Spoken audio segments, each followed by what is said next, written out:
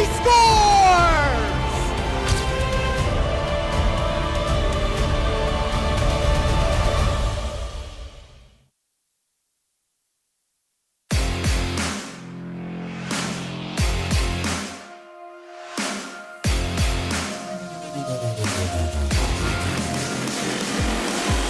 A Port Huron hockey legend makes his return to the ice tonight for the red-hot Prowlers as they welcome in the Mississippi Seawolves.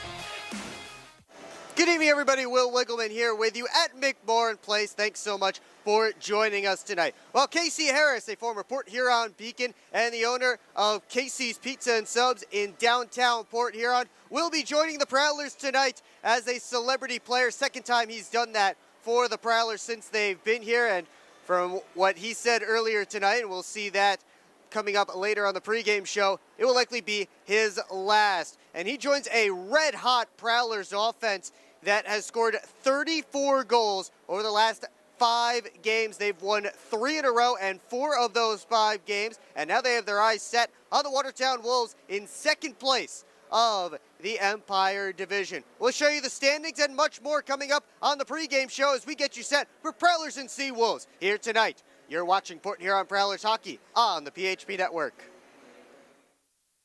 Hi, welcome. I'm just checking in, and I have a service animal. Service animal?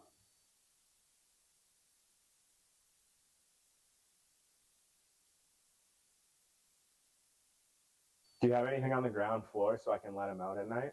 Keep up with your Prowlers all season long on social media. Follow us on Facebook at the Port Huron Prowlers, Instagram at PH Prowlers, and Twitter at PH Prowlers. And you can find more information on our website, phprowlers.com. Welcome back here to McMorran Place Arena. Prowlers and Seawolves getting set to battle for the 3rd time this season. At the 2nd time the Seawolves have made the trip to Port Huron. This time, their full contingent of players is here. Last time was a mess, travel-wise for the Seawolves, to put it lightly. But this time, everybody's here that is supposed to be here. So, good for the Seawolves, and we'll see what kind of fight they can give the Prowlers after Port Huron swept them the last time they were here. But before we get into this game, have to first start by looking back at the last games for these two teams, each of them involving a shutout. For the Mississippi Seawolves, they were shut out by the Monroe Moccasins 4-0 last Saturday, as the Moccasins earned a split on the weekend. That Mississippi power play that sits 12th out of 14 teams in the FPHO really let them down. 0 for 11 on the man advantage, as Sam Best made 42 saves to take the loss. And Andrew Stacy, you see him there, 20 penalty minutes. He will not be playing this weekend as he was suspended 4 games as a result of his actions in that one. Meanwhile, for the Prowlers, they shut out the Dashers. And in a big fashion, 7-0 the final. Prowlers' first shutout since April 4th of 2023. They finished the weekend with 16 total goals between the two games, and they were led in that one by Jamie Bussell and Austin Federley, 4 points apiece. Valtteri Nusiainen with a 23-save shutout between Nusiainen and Yoshihiro Kuriowa over the weekend. The goaltenders allowed 1 goal on 49 Dashers shots, and that good weekend for the Prowlers helped them go past the Danbury Hat-Tricks and into 3rd place in the Empire Division. They have a 5-point cushion on Danbury and now sit just 5 points back of the Watertown Wolves for 2nd. Meanwhile, the Seawolves still sit in a very distant last place in the Continental Division at 5-21-3. Really, the only difference between them and the Dashers is that they've played 4 more games and they have won 4 more games, but same number of losses for the Seawolves as for the Dashers. Of course, bad teams try and add players to turn their fortunes around. Seawolves have done that, and one of those players, Ricard Jelenskis, who has played 5 games so far this season since being signed on January the 3rd. 4 assists, 5 points in those games.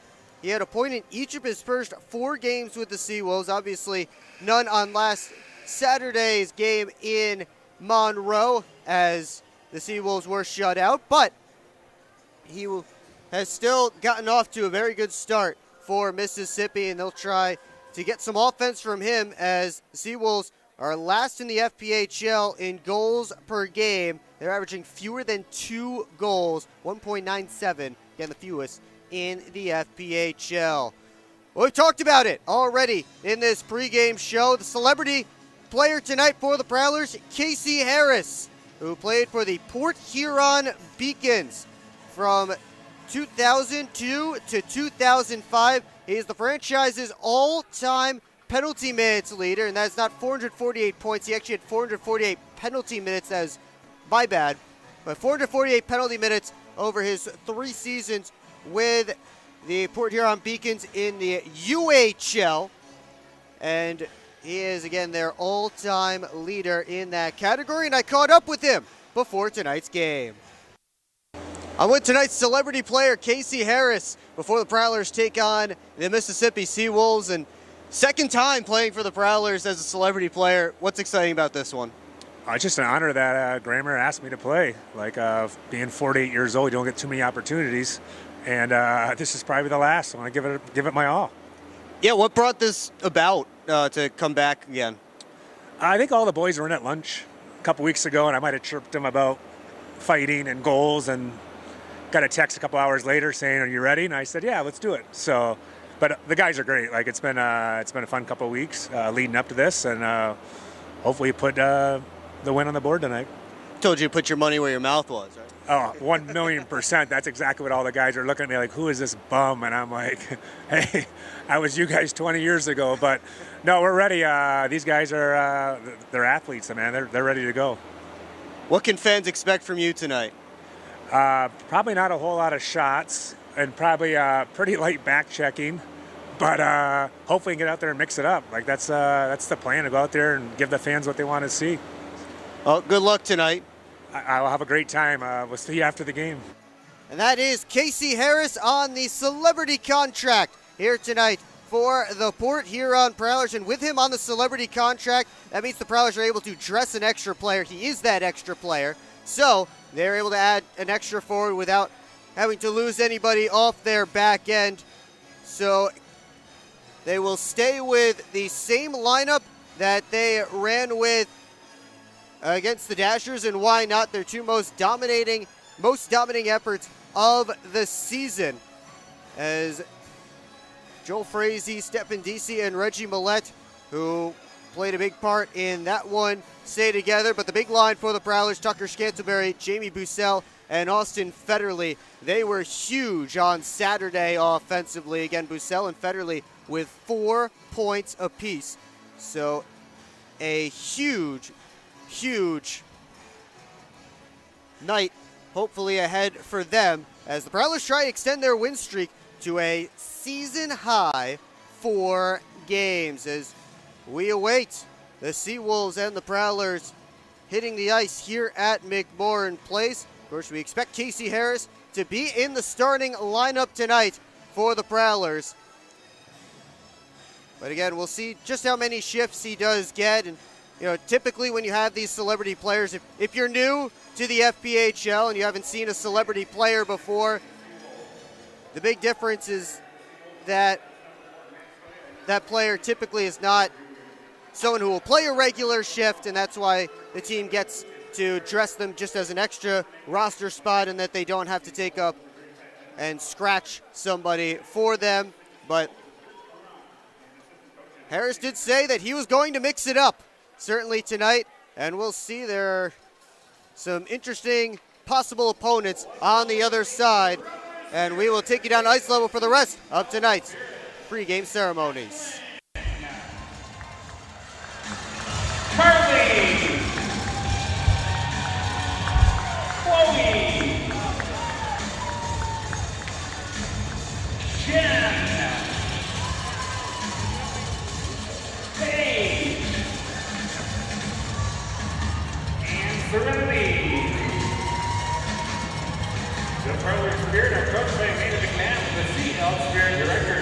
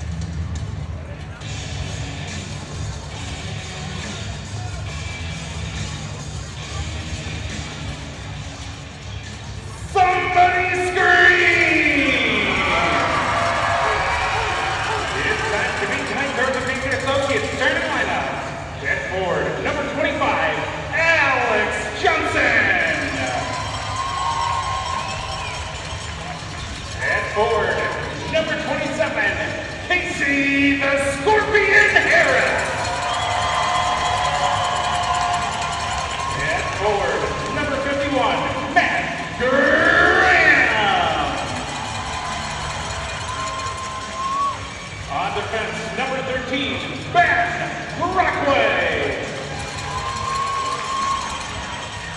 On defense, number 18, Brett Lockhart. And in goal, number 31, Valtteri Nusiainen. And let's welcome the rest of your Port Huron Prowlers. Head coach of Prowlers is Matt Graham. Assistant coaches are Alex Johnson and Chris Paulson. Ladies and gentlemen, please rise and gentlemen, may we suggest removing your caps as we honor America and salute the men and women serving our country with the singing of our national anthem, sponsored by Clean by Mike Batchelor. We remind all members of the armed forces and veterans who are present but not in uniform that you may render the military salute. Ladies and gentlemen, please give a warm welcome to Sarah Dent. Oh, say, can you see by the dawn's early light what so proudly we hailed at the twilight's last gleaming, whose broad stripes and bright stars through the perilous fight o'er the ramparts we watched were so gallantly streaming, and the rockets red glare, the bombs bursting in air, gave proof through the night that our flag was still there. Oh, say does that star-spangled banner yet wave o'er the land of the free and the home of the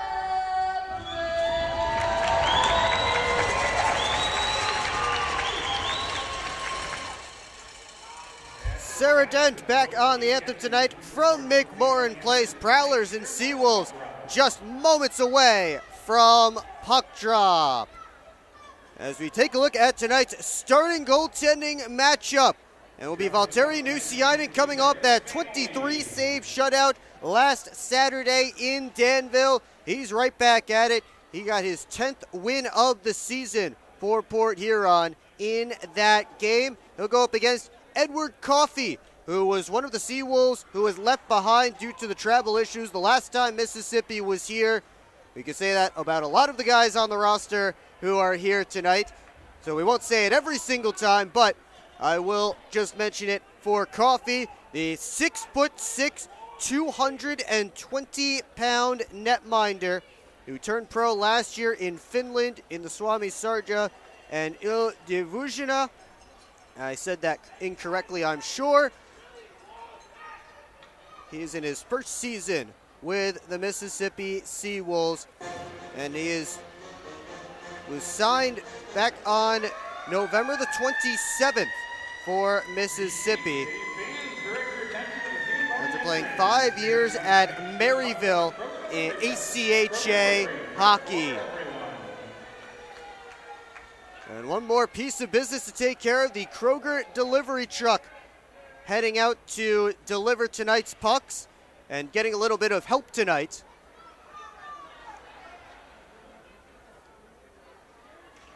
As we are just about set for this one, Casey Harris in the starting lineup tonight for the Port Huron Prowlers, the celebrity player, former Port Huron Beacon.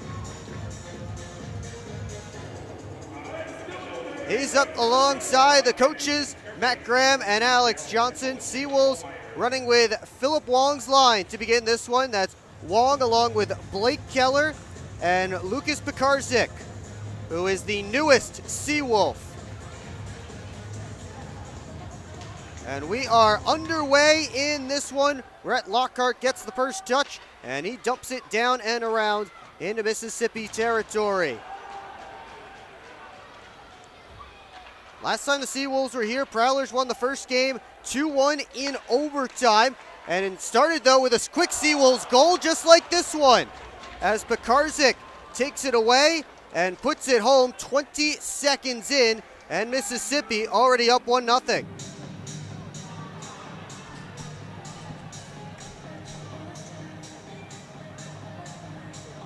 Pretty much the exact same start, as a mistake by the Prowlers leads to a Seawolves goal just seconds in, just like the last time Mississippi was here on that Friday night.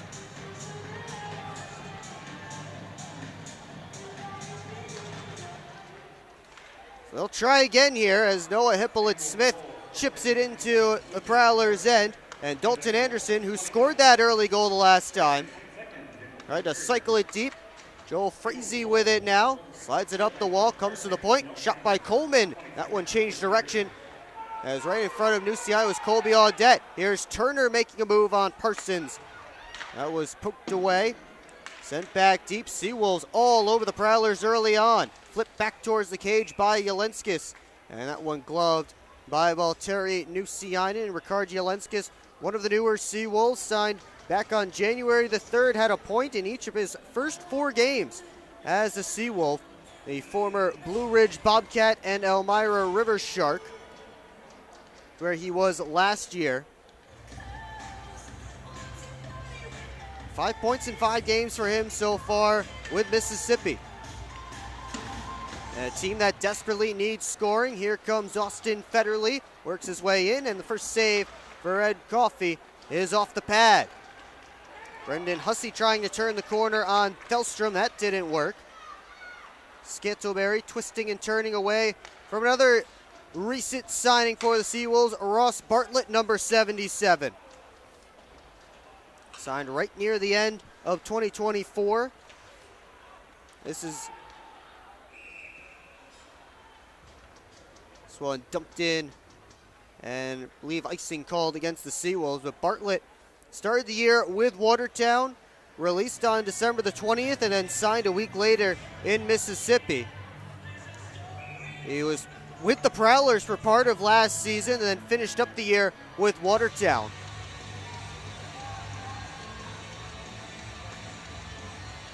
This is his first game against the Prowlers since he was released late in the year last year.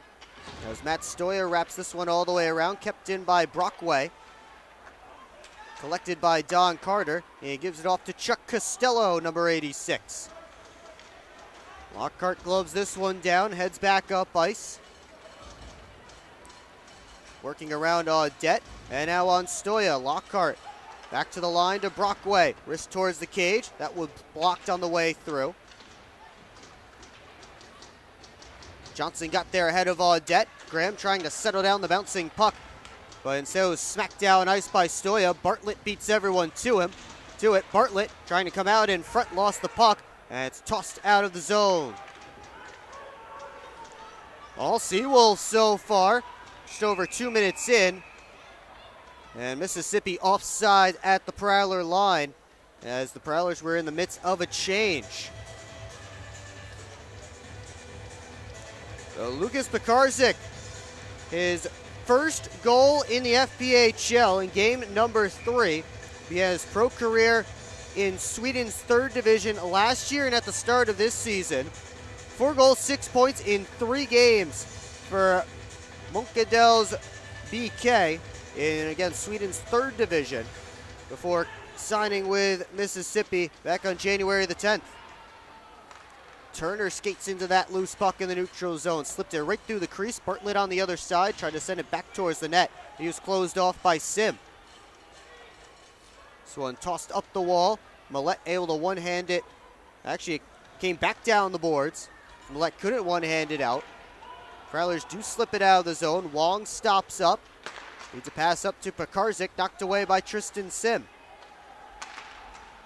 Turner up towards Wong, lost the handle, got it back, but fanned on the pass, and then stepped on a loose stick.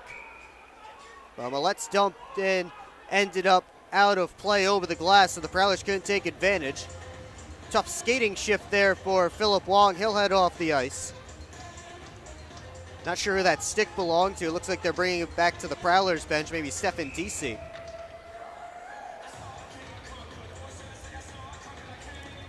3 minutes gone here in period one. It's 1-0 Seawolves.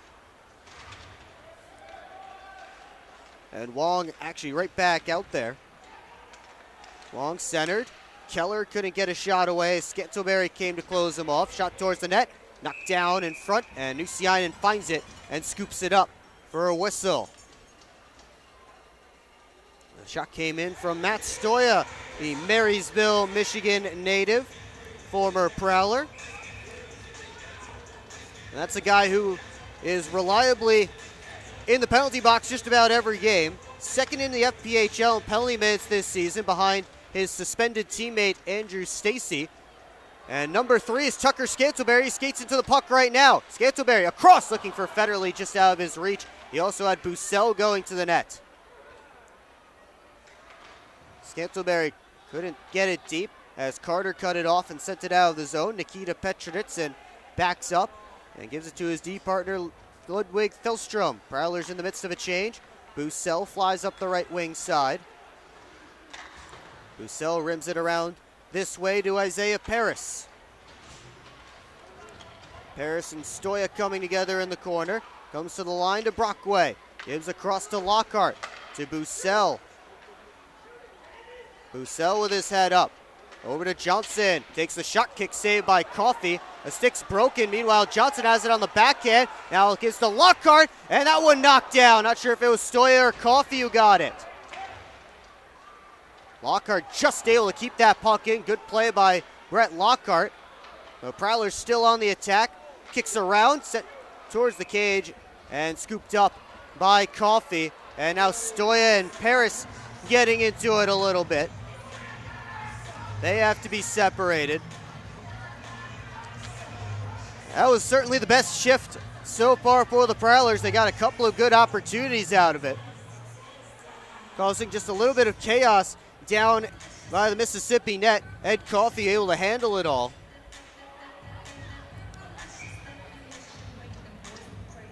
They'll keep the line out there. Graham Johnson and Paris,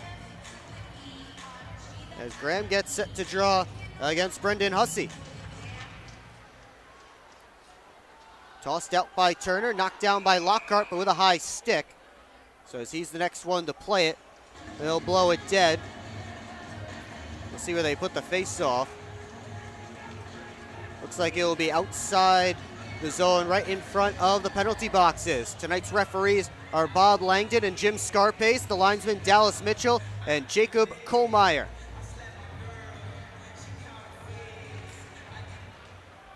Graham able to win it back on the second effort, and it's fed up to Paris. Soft toss in. Turner first after it. Graham comes in to disrupt, trying to fight through, but Hussey slips it up to Bartlett. Indirect feed, finds Chuck Costello. Knocked off his stick by Brockway. Paris spinning away from Hussey. Now Paris tries to work his way up ice, but Hussey right back on him. Lockhart over towards Paris, starts his way up the left wing, looking for the headman feed to Johnson. That was knocked back by Coleman, and then Coleman dumped by Paris.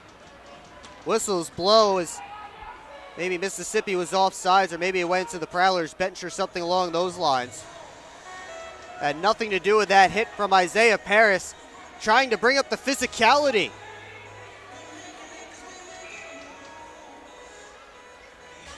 We'll take a timeout. Just over 5 minutes into period one, Seawolves with the early lead.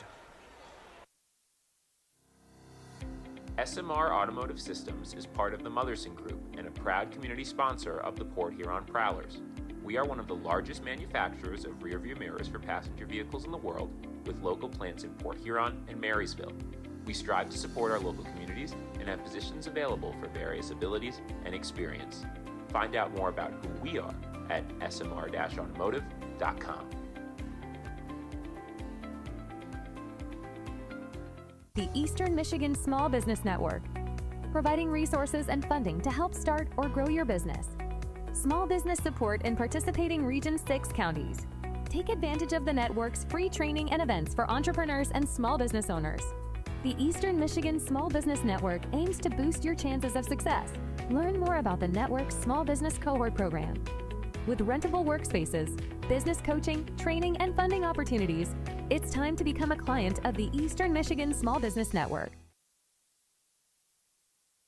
Back here in Port Huron, 1-0 Seawolves, but the Prowlers have been able to turn the tide at least a little bit in their direction with a few good shifts in a row. They'll take the faceoff just outside of their zone, and maybe that hit from Isaiah Paris right before the TV timeout can also wake them up a little bit. He ran over Trevor Coleman. Or Tanner Coleman, pardon me. Coleman, one of many Becker College alumni playing in this game. I believe if I count them all up correctly, about 6. You have Coleman, Chuck Costello, Colby Audette for Mississippi, and then for the Prowlers, Matt Graham, Brian Parsons, and Luke James, all suited up for the now defunct Becker College.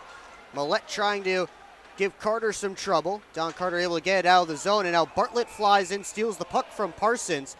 But offside is the call from Dallas Mitchell at the line. Bartlett unhappy with that call. Becker College certainly a factory when it comes to the FPHL and the SPHL as well. Certainly on display here tonight. Off this draw, comes back to Carter. Wrists it in from the red line, touched to the corner by Nusiainen. Richardson centering feed, and Bartlett couldn't get a touch on. He was surrounded by red jerseys. Austin Federley skies that one all the way down. Couldn't time it right with Scantleberry, who was moving up with a head of steam. The Seawolves regroup, and they begin their breakout with Carter behind the net. Watched closely by Austin Federley. Carter all the way up to Wong at the Prowler line. Sends it around as he took a hit from Nikita Petroditsin. Comes back down to the corner. Thelstrom and Wong come together. Pekarski gave it away, or Pekarzik, pardon me, gave it away to Federley. He backhands it deep, comes off the wall. Thelstrom trying to put it on net, but he swung and missed at the bouncing puck. Scantleberry turns the corner, takes the shot off a stick. James down towards Matt Graham. Tried to put it out in front. Instead it's Wong giving it out to Keller, and now Pekarzik. Softly in, steered away by Nusiainen. Lockhart skates into it, and now it's James. Over to Johnson, but had to deal with Hippolyte Smith, who came right off the bench. James skates into the loose puck as nobody from Mississippi seemed to want it. And now the Seawolves have it. Here's Keller, backhanding it deep, but another offside call against the Mississippi Seawolves. 12:48 left to go in period number 1. Shots 3 apiece right now. And the Seawolves the only one who have found the back of the net. And they've also been offsides a few times. Their leading goal scorer, Dalton Anderson, won that face-off. Anderson with it now. He sends it in. Anderson, 15 goals this season, 3 assists. A true, pure goal scorer for these Mississippi Seawolves. Stoya bounces it out to the neutral zone. Millette collects it there. It's to turn the corner and rev up ice. Millette stepped around one man, got tangled up with another, but he got it deep. Millette getting back to his skates. Meanwhile, Carter the other way. Turns a pass towards Costello outside try. Knocked down and covered by Nusiainen.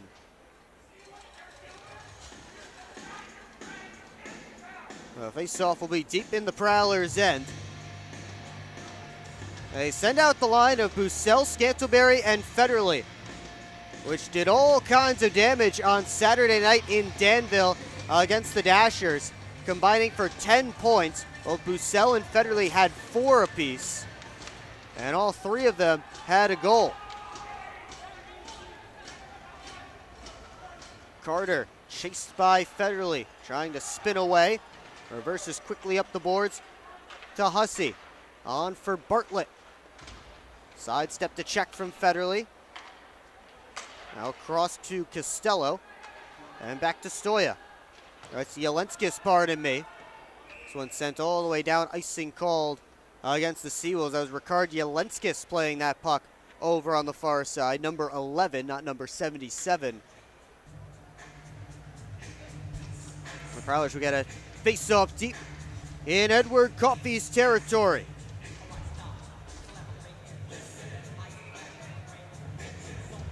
It'll be Matt Graham and Brendan Hussey on the face-off.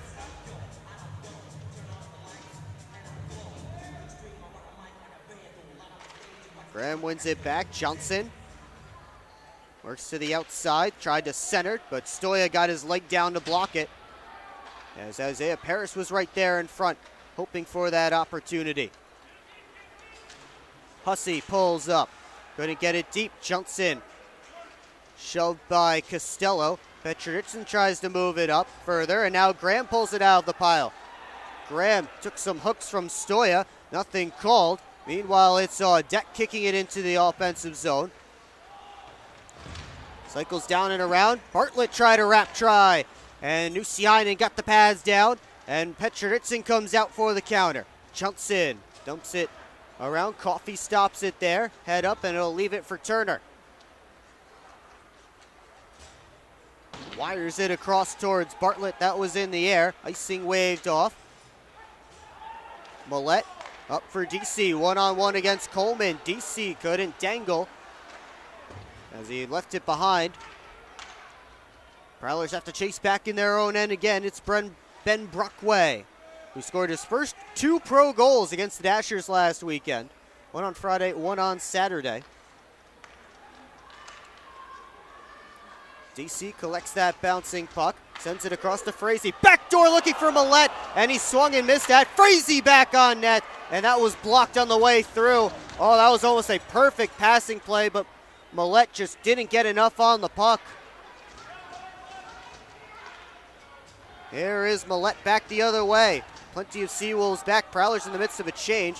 Millette just slides it deep and heads after it. Turner goes back around this way to Coleman. He tosses it up high. Glove down by Lockhart. Sends it right back in. Turner now forced out by Scantleberry. Put it right on Parsons' tape at the red line. He'll send it back up to Federley. Rimmed all the way to Bussell on the far side. Bussell and Turner tied up. Bussell tried to poke it back to the point, Keller, pardon me. Able to get it out of the zone past Sim.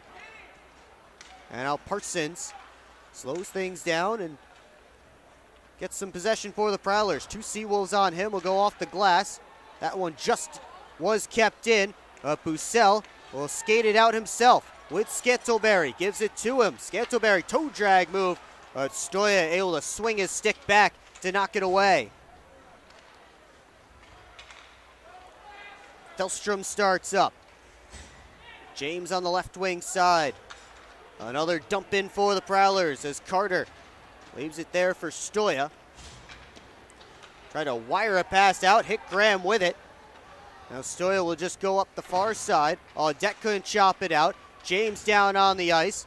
Just blocking that blue line with his body, and it works. Here's Thelstrom from the outside, knocked down by Coffey right into his glove. And he'll hang on for a whistle and a face-off. And now Stoya and Johnson coming together after the whistle. Those two don't need to get acquainted. They're plenty acquainted. They were teammates for a little while. 8.5 to go here in period 1. Still 1-0 for Mississippi here at McMorran Place. Welcome to McDonald's. How may I help you? Can I please get a big... What I need from you is a chicken Big Mac. A chicken Big Mac? That's not a Big Mac. Actually, it is. It's not... A Big Mac.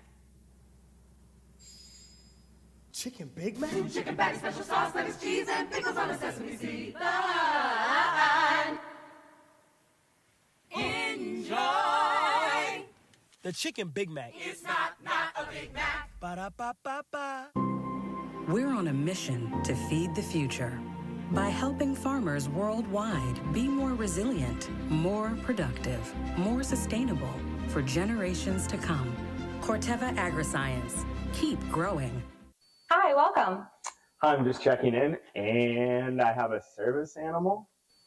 Service animal?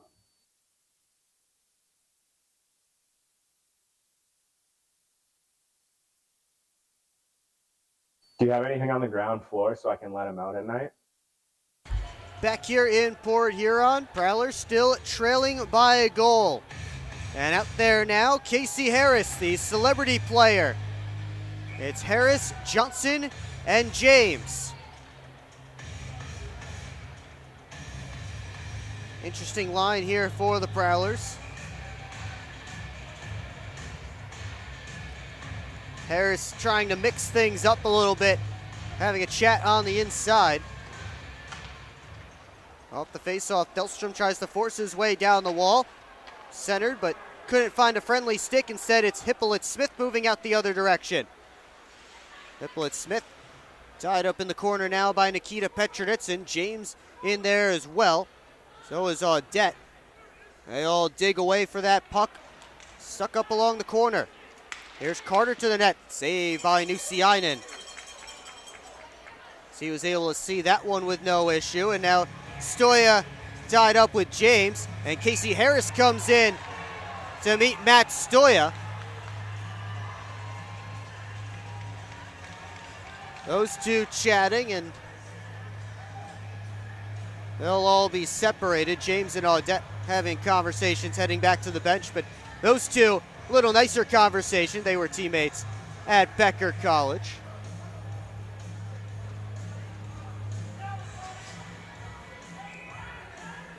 Face off deep in the Prowlers' end. Still more chatting between Harris and the Seawolves bench. Meanwhile, it's Lockhart. Reverse back for Brockway. He's able to get the puck out of the zone up to Millette, who goes backwards to go forwards. And Brockway has some space up the left wing side. He'll fire it all the way around. DC skates into it. Around the net. Couldn't push it that way. Brockway shot blocked. DC picks it up. Tried to make a move. He did draw a penalty though. Holding is the signal. And Stefan DC has given the Prowlers their first power play of the game. Although nobody wants to get into the penalty box, finally they'll bring Ricard Jelenskis that direction. The Prowlers' 9th-ranked power play will go to work. 3 for 7 last weekend against the Dashers. They scored when the game still mattered, but when the games were kind of out of reach, they didn't really score on the man advantage. Meanwhile, the Seawolves PK, 12th in the FPHL. They do have the last-ranked power play in the league. The special teams, not very special down in Biloxi.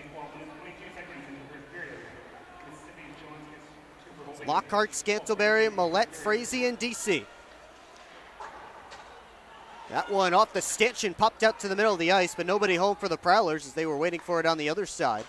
So Seawolves able to clear. Frazee, who scored a power play goal in his return to the lineup on Saturday after spending a whole one game on the inactive list. Scantlebury dumped there by Anderson along the boards. And it's sent down ice. Scantlebury a little bit slow to his skates as the Prowlers chase the puck. 50 seconds gone on the penalty. Millette works his way up the right wing side, slips into the zone.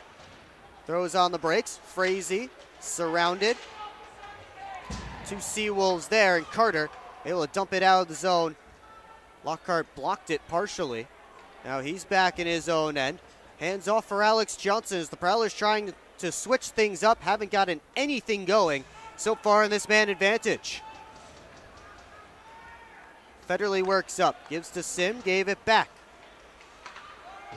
Federley dumps it all the way around. Stoya there on the other side, and he clears it out. Johnson, though, quickly back up towards Federley. That didn't work. Coffey will try and dump it out himself. Knocked down. Federley turning. And now the Prowlers set up with 20 seconds left in their power play. Graham back to Federley. Faked the shot. Sim right in front of the net. Federley sent it there. Coffey left a rebound, but it was cleared over to the boards. Federley over to Graham along the line. Graham played it off of Stoya's skate. Penalty is over. Prowlers get credit for 2 shots on net during that man advantage. They still trail 1-0. Bussell took that pass away. They gave it back to the Seawolves as Hussey sends back for Turner. Port Huron getting a full new line out there on the ice. Turner gets the red line, sends it in off the corner boards. Parsons chops at it, and Hussey can't get it out, or can't control it. And now Brockway around the net, here he comes. Then Brockway skating up ice, a delayed penalty coming up against Mississippi. Nucianis to the bench for the extra attacker. That puck ended up out of play. And the Prowlers will go right back to the man advantage when we come back here on the PHP Network. Under 5 to play here in period 1. At Hungry Howie's, we have a flavor philosophy. It's that you deserve to mix and match the most delicious flavor you've ever had with even more of the most delicious flavor you've ever had. But how can you mix and match the most delicious flavor twice at the same time? Well, we're not in the business of logic. We're in the business of blowing your flavor-loving mind with flavor upon flavor. Philosophize on that. Get any 2 items on the mix and match menu, including the 2-topping flatbread pizza for $6.99 each. Hungry? Howie's! Take care of all your financial needs at Flagship Credit Union, official partner of the Port Huron Prowlers. Serving St. Clair County since 1959 and now serving Sanilac and Huron counties. Flagship Credit Union is big enough to meet all your financial needs and small enough to know how to best serve you. They can help you open a checking account or find a low-interest loan that works for you. Find them at 3910 Lapeer Road, Port Huron, Michigan, or give them a call at 810-982-8575.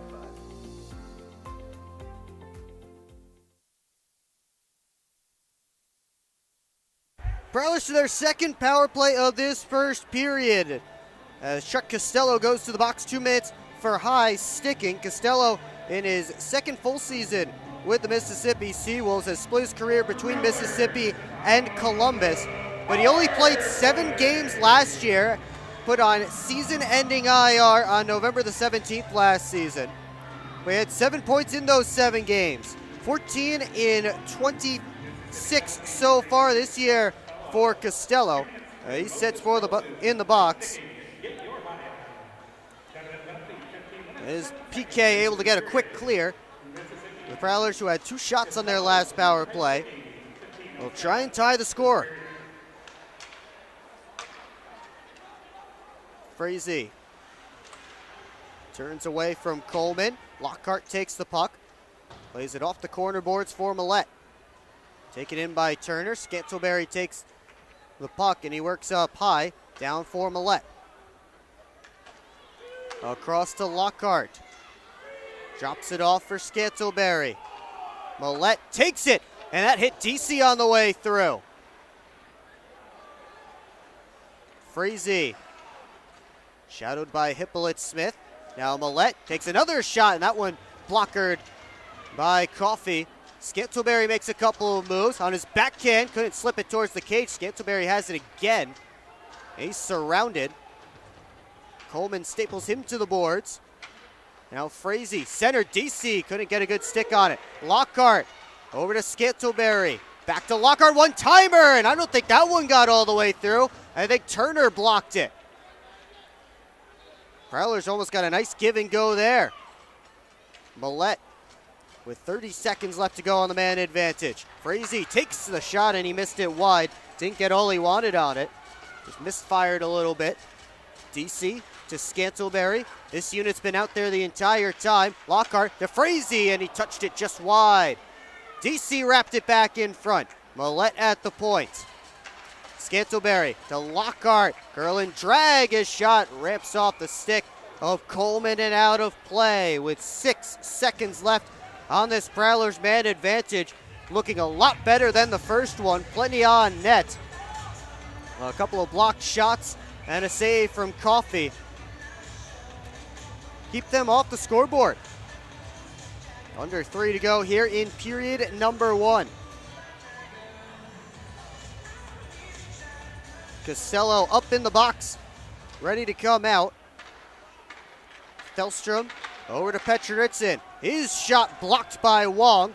And out of the box is Costello. Carter spinning away from Graham in the corner. He gives it over to Stoya. Now Costello fires his way up ice. Dumps it in off the backboards. It's stuck up on the net, it looks like. Players converge there. It's on the back of the cage, and they'll blow it dead to get a whistle, or to get a stoppage. So one shot for that Prowlers power play. They're 0 for 2 now. Trailing 1-0, 2:34 left to go in the opening period. A slow start for the Prowlers, but a much better period in the last 15 or so minutes. As Costello's shot, or Keller's shot, pardon me, went off a skate and wide. Carter taking some punishment along the wall, just backhanded it towards the net. Petronitsin goes over to Thelstrom. Graham able to touch it out of the zone. Here comes Johnson. Prowlers offside, they say, as Luke James was moving in with Alex Johnson. We've seen offsides a number of times in this game on both sides so far. And the face-off will be just outside the Seawolves zone. Isaiah Paris taking a shift with Jamie Bussell and Austin Federley for this face-off. Bussell able to win it back. Brockway sends it all the way around. Turner off the far boards, and it's gotten out of the zone by Jelenskis. And actually, that one just did have enough legs for icing. Jelenskis played it almost perfectly to get to the Prowlers' goal line, but instead it just did sneak over. So another face-off deep in the Seawolves' end. Seawolves led by Rich Perrant, former NHL goaltender, hired November the 20th. Did not make the trip last time, but he is 4-14-2 since taking over for Mississippi. Here's Federley looking towards the net. Now he goes up high to Lockhart. Paris trying to fight through. Loose puck, Costello and Federley poke at it. Settled down by Coleman. Just gets it out of the zone. Brockway sends it all the way around.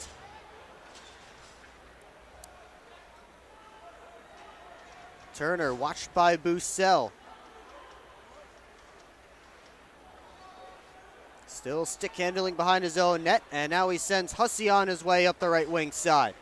Trying to bounce it off the boards to Costello. That was bounced back by Parsons. Here come the Prowlers. Bussell to the net. Spins back, didn't like his options. Goes to the point to Sim fresh off the bench. Sim in front, saved by Coffey. It's loose in the crease. They poke away at it, and Coffey has it.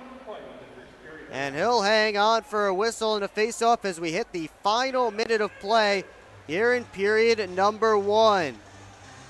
Well, coming up in the Moses Roses Smoke Break first intermission report, we'll go around the Empire. A few sweeps around the division last weekend, and some positives for the Prowlers. Also take a look at some storylines from around the league this week. We'll do it all on the PHP Network intermission report. Of course, the out-of-town scores and all the other usuals coming your way as well, so keep it here once the buzzer sounds to end period 1.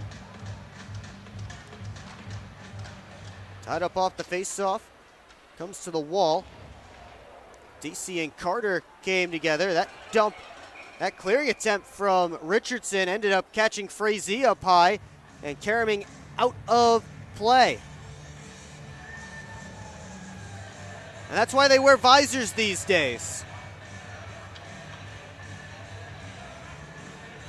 Face-off will still be deep in Mississippi's end. 50.4 seconds up on the clock here at McMorran Place. Stoya tosses it out. Parsons gloves it. And almost gave it away to Hippolyte-Smith, and now Noah Hippolyte-Smith with a chance in the offensive zone. Parsons threw the body into him. Bartlett lifts Sims' stick. And out to the point, Stoya wrister. That one held on to by Valtteri Nussiainen. 31.5 seconds to go here in period 1. Prowlers up on shots in this period, 9-6 now. Still have not been able to solve Ed Coffey. They'll face a draw to Nusiainen's right. Graham and Wong tied up looking for that puck. It's taken along the boards by Pekarzik, the only goal scorer tonight, and sent around to the near side. It's fed out for Johnson, working on Stoya. Johnson centering feed, that was bounced back by Carter. Scantleberry picks it up, over to Graham.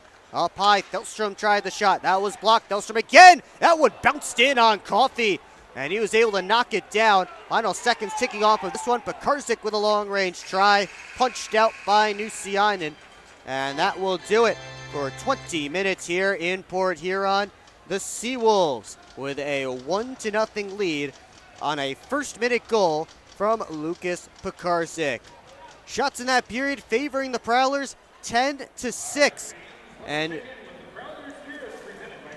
they will head to the locker room and try and figure out how to score a goal. That's not something they've had to worry about too much over their last few games. The offense has been humming as of late, but tonight, not yet. 10 shots, still searching for their first goal.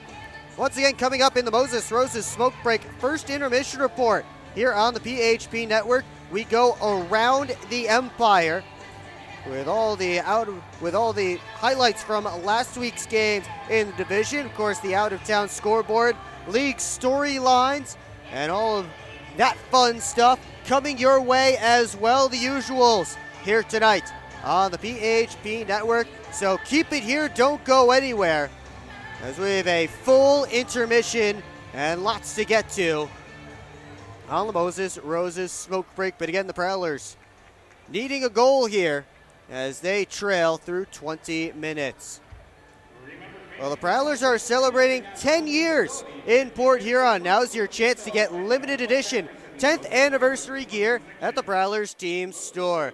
Located on the west end of McMorran Arena at every home game or online anytime at prowlersmerch.com. You can scan the QR code on your screen now to visit the online shop.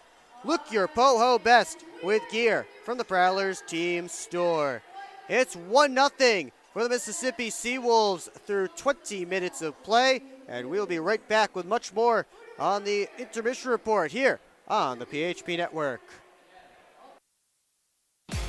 You're watching the PHP Network, your home for Port Huron Prowlers hockey.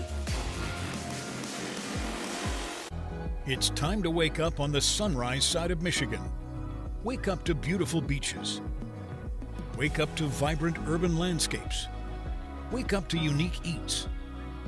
Wake up to charming coastal towns. Wake up to cozy entertainment. Wake up to Michigan's Thumb Coast. Plan your perfect wake-up call using bluewater.org. Keep up with your Prowlers all season long on social media. Follow us on Facebook at the Port Huron Prowlers, Instagram at PH Prowlers, and Twitter at PH Prowlers. And you can find more information on our website, phprowlers.com. We're on a mission to feed the future by helping farmers worldwide be more resilient, more productive, more sustainable for generations to come. Corteva Agriscience. Keep growing.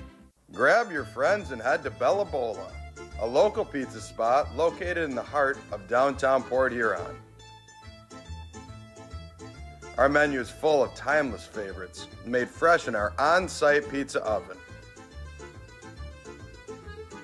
Available for pickup or delivery. Just don't fight over the last slice.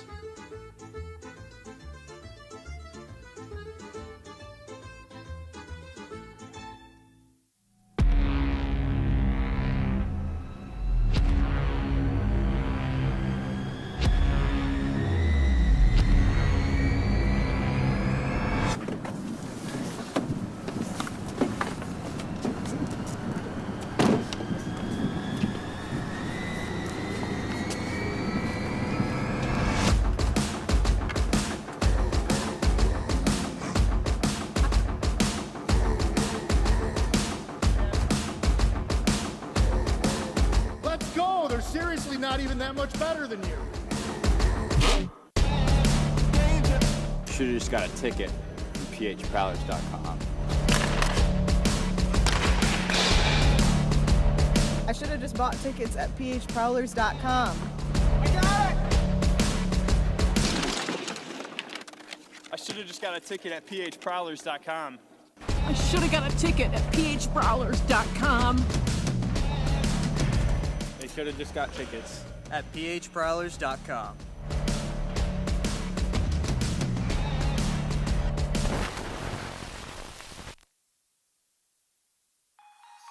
Experience the best of the Thumb Coast at the DoubleTree by Hilton Port Huron.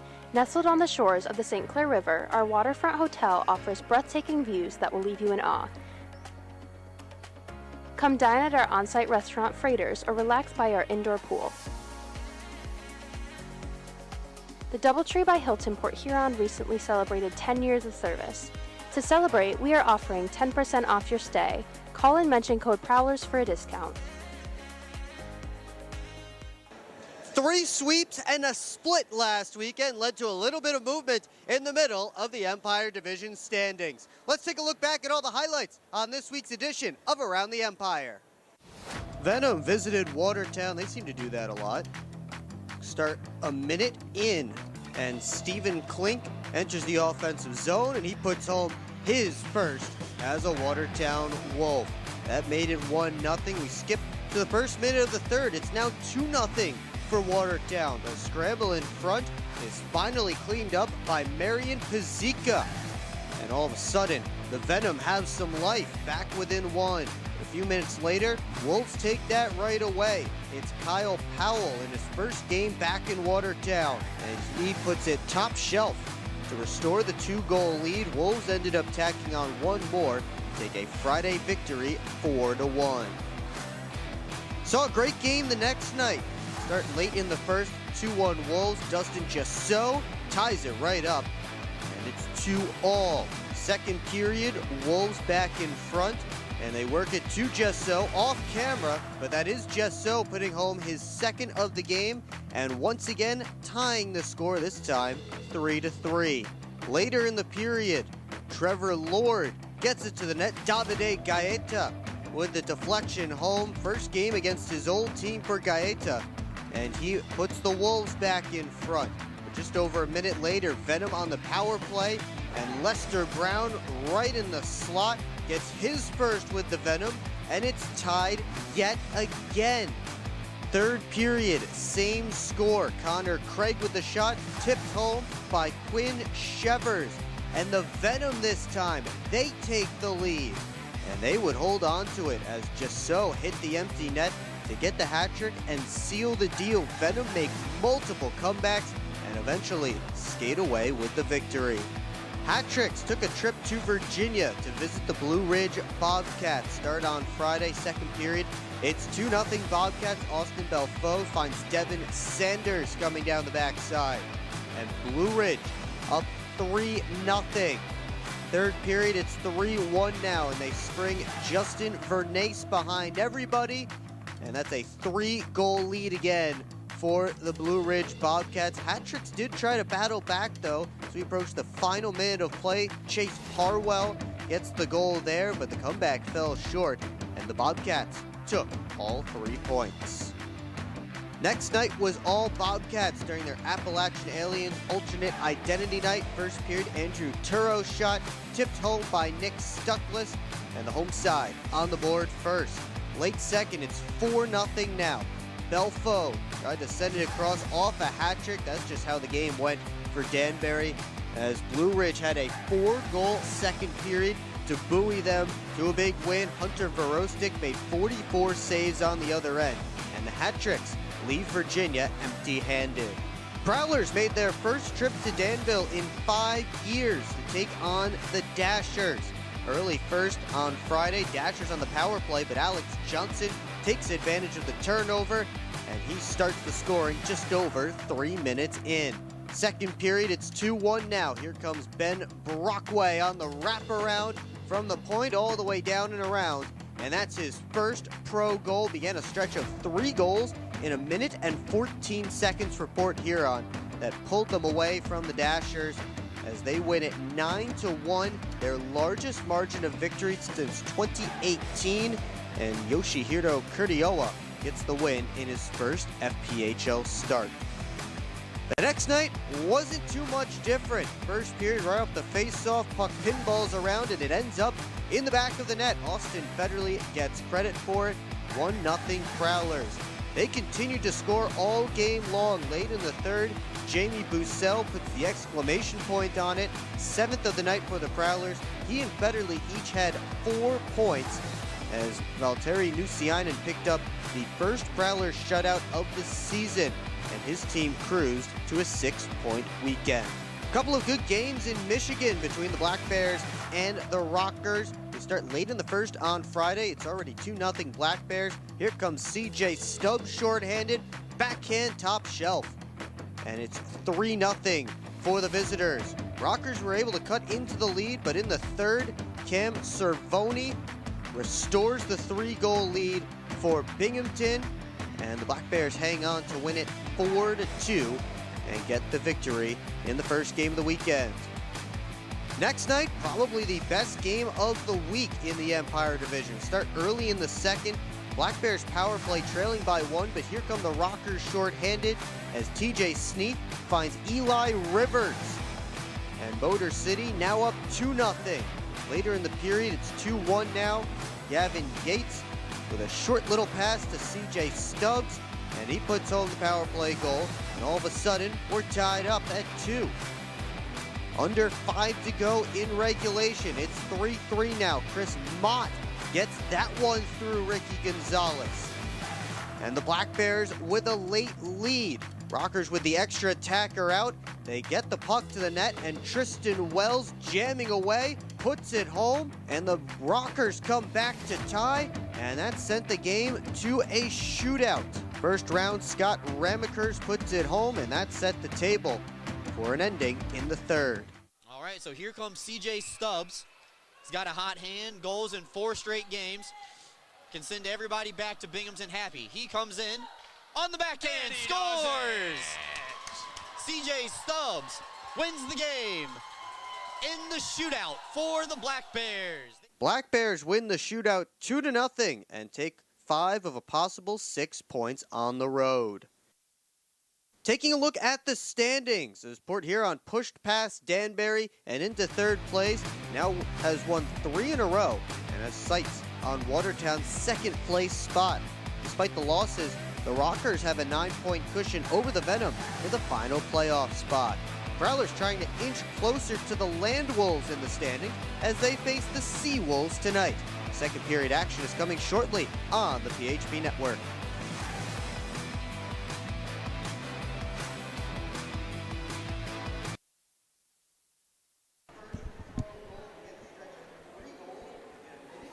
Experience the best of the Thumb Coast at the DoubleTree by Hilton Port Huron.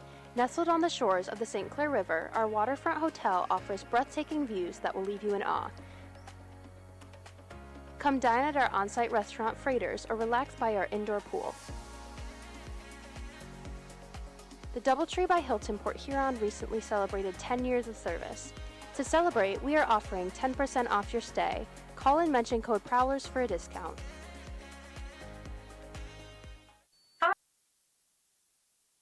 Welcome back here to McMorran Place. We're wrapping up the first intermission, and it's the Sea Wolves with a 1-0 lead on the Port Huron Prowlers. Will Wiggleman here with you on the PHP Network. Thanks for sticking with us on this Friday night. Prowlers and Sea Wolves opening up a 2-game set this weekend. Before we continue talking about this game, let's take a look around the league with our storylines. And a trade being made this week as Dylan Hullaby moved from the Moccasins to the Hat Tricks, and as Danbury announced, as an exchange for cash considerations. Now Hullaby will likely be making his, or he is making his Hat Tricks debut here tonight, and we'll show you that score in just a few moments when we get to our out-of-town scoreboard. Jimmy Lodge didn't play too long with the Athens Rock Lobsters, 4 games, and now he's been loaned to the Greenville Swamp Rabbits in the ECHL. He gets the call up. 3 assists for Lodge as a member of the Rock Lobsters. And the interesting one this week, the Dashers re-signed Oscar Walgren and Parker Rutherford. Of course, they released both of them last week after making their coaching change. They brought in Eli Bowers and Tristan Cantor, and as Prowlers fans saw, or anybody that tuned into those games or saw the box scores saw, that went very poorly for them. They have circled back with Walgren and Rutherford, who have been rocks for them for big stretches this year, and they are both back with the Dashers. And we'll see if they can find a little bit of success before heading to Topeka next week. They'll play the next 2 weeks against Baton Rouge next week and the Prowlers the following week. But we continue on as the Dashers are actually hosting the Zydeco here tonight. That one is not in Topeka. That one is in Danville. They will drop the puck in just a few minutes, but a few games going on right now. We start with the Black Bears leading the Wolves 2-1 through 20 minutes of play. Trevor Newman, the goal for Watertown. Don Olivieri and Austin Thompson have scored for the Binghamton Black Bears. Thompson gave Binghamton the lead in the final seconds of period number 1. The Hat-Tricks have a 2-0 lead on the Motor City Rockers. That one in the first period right now. Hat-Tricks leading on shots 12-3. Chase Harwell and Billy Berry have scored, and the aforementioned Dylan Hullaby has an assist on one of those goals. So already making an impact for the Danbury Hat-Tricks.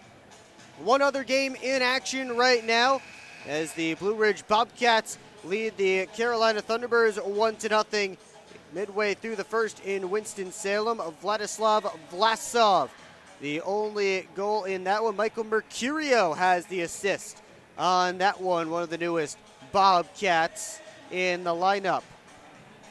And Vlasov scoring on the Bobcats' first shot of the game, and the only shot listed the last time I double-checked the shots on goal. Again, first shot, one goal for the Bobcats. They're up 1-0.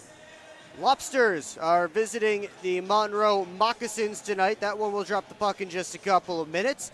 And the Columbus River Dragons were originally scheduled to visit the HC Venom tonight, but that was postponed when the Venom were having their uncertainties about their arena situation. So that one will not be played tonight. Another Venom game for tomorrow night was postponed between them and the Watertown Wolves, but the Wolves ended up finding a new opponent. They'll face the Black Bears tomorrow. We go back to our game here tonight. Prowlers won the shots battle 10-7. They had a couple of power plays, had their opportunities.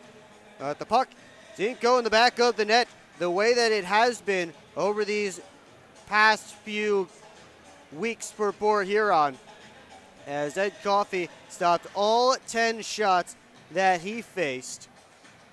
So the Prowlers trailing as we get set for the start of period number 2. And Coffey leading his team out onto the ice. And we get to our PHP Network trivia question. Of course, Casey Harris is the celebrity player here tonight. He's the Port Huron Beacons all-time penalty minutes leader. We want to know who scored the most goals in that franchise's history. And in case you are not from Port Huron, don't know anything about the Beacons, this is actually a player you may have heard of. So be sure to put your guesses in the comments section, and we'll give you the correct answer coming up at the start of period number 3. You see Ed Coffey getting his goal crease set down to our right. 10 saves on 10 Prowlers shots for the big Seawolves netminder in that opening period. Valtteri Nusiainen with his Parrots in the building. In the goal crease down to our right. He made 6 saves on 7 Seawolves shots. Port Huron looking for some offense here to begin period 2. And they are starting with Luke James in between Tucker Scantleberry and Austin Federley. Not sure if they're just mixing up the lines or if something is up with Jamie Bussell, but we will let you know if we find out any more or if Bussell hits the ice, which is the most likely of scenarios that I expect. Either way, we're underway in period number 2. That Stoya stepped into that one and batted around and ended up back in the Seawolves end. Here's Carter, rimming it. And Federley knocks his man down. Stoya scoops up the puck. Defended by Scantleberry. Puck battled for in front of the Seawolves bench before it pops out. And Brockway retreats away from the oncoming Hussey. Loose puck. Carter couldn't handle it. DC can. Here comes Stefan DC up the left wing side. Pulls up. Goes across to Scantleberry. Pass was in his skates. Scantleberry all the way around the cage. Hands it off for Parsons down the boards. Parsons tried to center that one off of Stoya's stick and ends up on the back of the net. We'll get a whistle and a face-off. 58 seconds into period 2.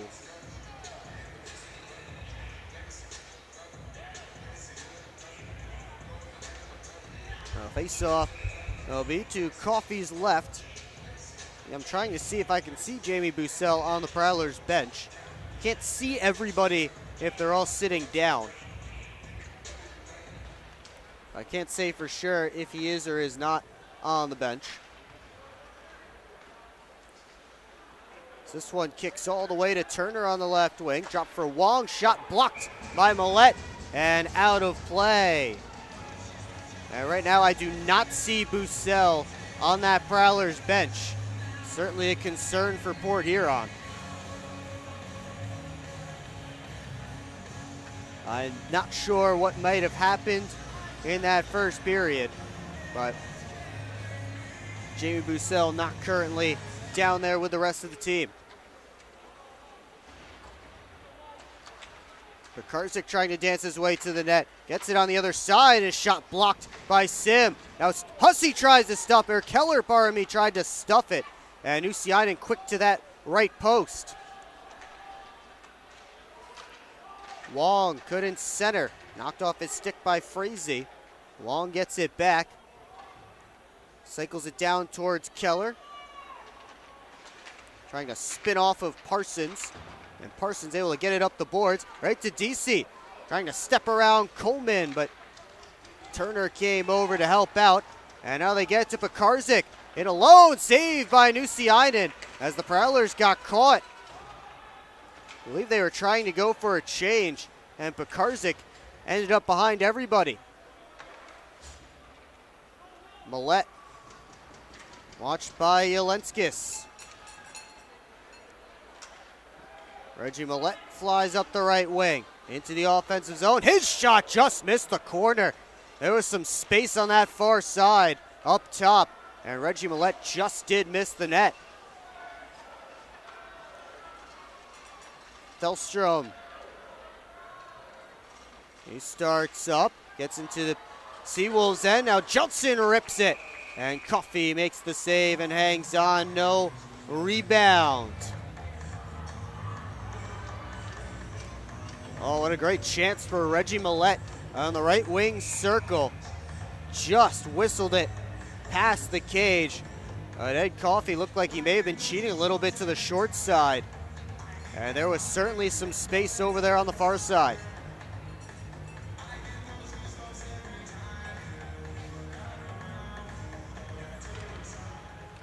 Off the face-off, Stoya pushes it around to the far side. Costello waiting for it. He pops it out to Jelenskis. He couldn't handle it cleanly.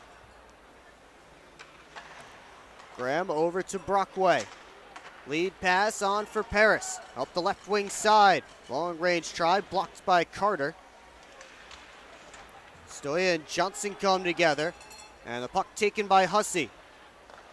Gives it over to Carter. And now Lockhart collects in his own end. Gives it over to Brockway. On for Paris. Backhands it deep.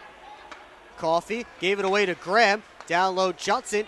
Tried to pull it out in front, and Coffey back in position, able to make the save. Ross Bartlett tries a home run pass. Couldn't find Costello. Costello does negate the icing. Lockhart wins the race to the puck, though. His pass too far in front of Johnson. Stoya up to Richardson. On for Bartlett at the Prowler line. Bartlett tries to float it back towards Richardson. That hit Johnson on the way through. Now Richardson from a tight angle. It's stopped by Nusiainen. Petroditson chasing after it. He and Bartlett come together. Scantleberry around for Thelstrom. Bounced it back towards Tucker Scantleberry. Coleman came in to defend him. Now it's on Thelstrom's stick. Poked away. Petroditson able to get it out of the zone at least. No icing as that one tipped off of a couple of players in the neutral zone. Scantleberry finishes. Turner with that check. Coleman able to get it up towards Hippolyte Smith.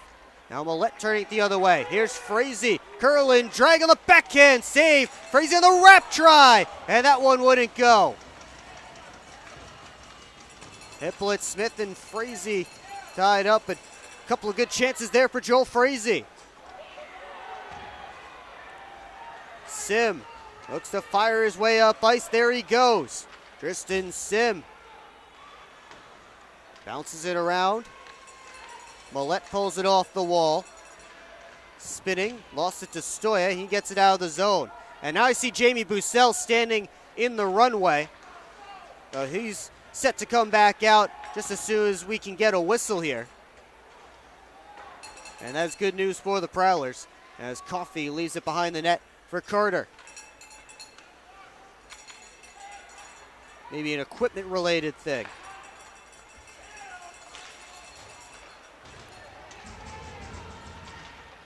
Poked along. Bouncing puck collected by DC. Couldn't get it up towards Millette. Now Frazee lost his balance. Seawolves get it out. Prowlers finishing up a change. Here's Wong. Tried to center. Right on the tape of Alex Johnson. Gave it back towards Brockway. Couldn't chip it past Wong. Pops out.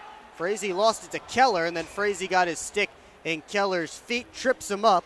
And the Seawolves will have their first power play when we come back.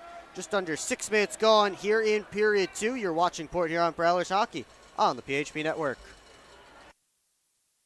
Welcome to McDonald's. How may I help you? Can I please get a big... What I need from you is a chicken Big Mac. A chicken Big Mac? That's not a Big Mac. Actually, it is.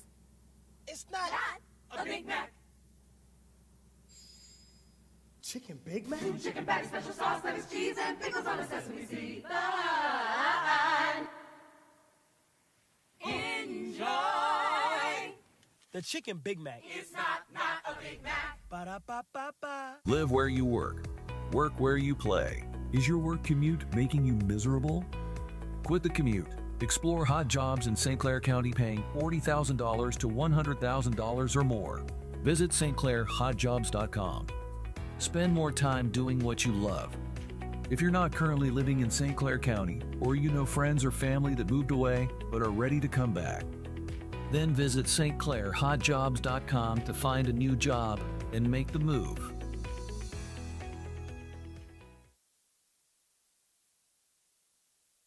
.14:08 left to go in period number 2. Seawolves going to the power play for the first time tonight. It's Joel Frazee, 2 minutes for tripping in the penalty box. And the last ranked power play in the FPHL goes to work. 0 for 11 last Saturday against the Monroe Moccasins in a game that they were shut out. Ended up 2 for 15 on the weekend. So not bad, 2 for 4 on Friday in Monroe. But instead, 0 for 11 on Saturday, and that's what killed them in that game. Prowlers PK perfect, 8 for 8 against the Dashers last weekend. 80.8% this season. That is good for 8th in the FPHL. Don Carter handles at the blue line. Over to Turner. Try to slide it down low to Pekarzik. They didn't connect on the pass, and Lockhart able to backhand it down ice. Prowlers get some fresh forwards out on the ice, including Jamie Bussell. As Turner couldn't get his pass across. He and Brockway tie up as they come to the corner, popped out towards Nusiainen. He clamps the glove on top for a whistle and a face-off. 39 seconds gone in the Seawolves power play.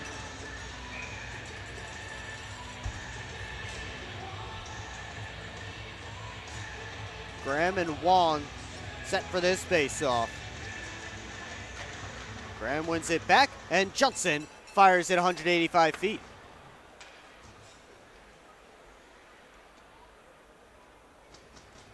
Matt Stoya picks it up. Up to Costello. Rink-wide feed finds Anderson. Try to send it down low to Hussey. Keeps it moving for Wong. Poked off his stick and knocked down the ice by Scantleberry. Good play by Parsons to take it away from Costello.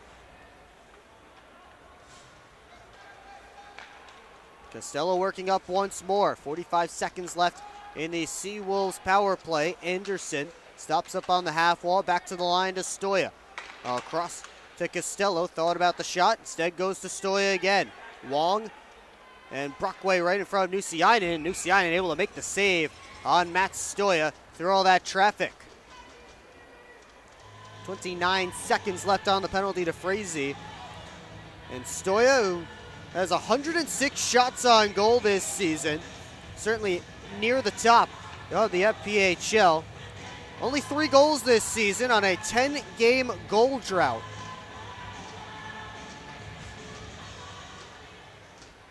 Lockhart able to get to that loose puck first. That took a funny hop off of somebody, ended up in the far side corner.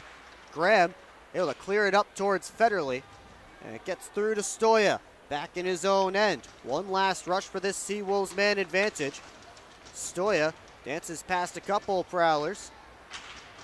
Trying to make a pass, but instead it comes to Federley. Working up short-handed. Federley shoots, and a save made by Coffey. And he'll hang on for the whistle and the face-off just as the penalty expires. As the Prowlers got a break off a missed play from the Seawolves in the offensive zone. Mississippi gets one shot on that power play, stopped by Nusiainen, so it stays 1-0. And Frazee will stay out there with his line, fresh out of the box. Off the face-off, Hippolyte Smith able to jump in front. And knocked off his stick by Sim, and that disrupted things enough to draw the play offside.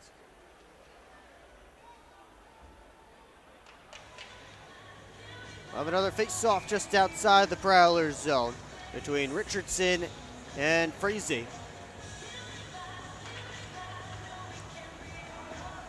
We'll see if this line can get going for the Prowlers. As Parsons knocks it off the glass. That was knocked out with a high stick of Turner. They'll blow it dead again. This line featuring the two of the longest point streaks for the Prowlers this season. Stephen Deasy had his 7-game point streak snapped on Saturday, and Reggie Millette still on a 10-game point streak, which is the longest by a Prowler this season.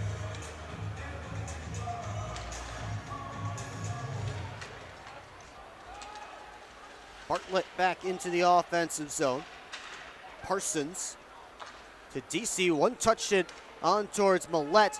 That was out of his reach, but he won the race for icing. DC swiped at it on his backhand. Settles down for Coleman. Made a pass towards Richardson that he couldn't bring in. Bartlett slaps it all the way around. DC waiting for it at the Prowlers' blue line. Touches it on for Frazee. Drop for DC. Drags to the middle. His shot rose off of Costello's stick and out of play. Nice little move there by Stephen DC. Let's see, Wolves back in numbers in the middle of the ice. Able to get a stick on that shot to rise it up over into the protective netting over the glass.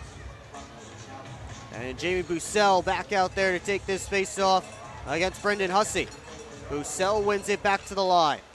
Brockway towards Scantleberry, just slapped at it, pushed it wide, and Coffey will end that. And now Hussey and Federley come visor to visor, and Federley took a shot at Hussey. And everybody getting involved. All 5 Seawolves coming in to join the scrum. Bussell and Stoya are tied up now.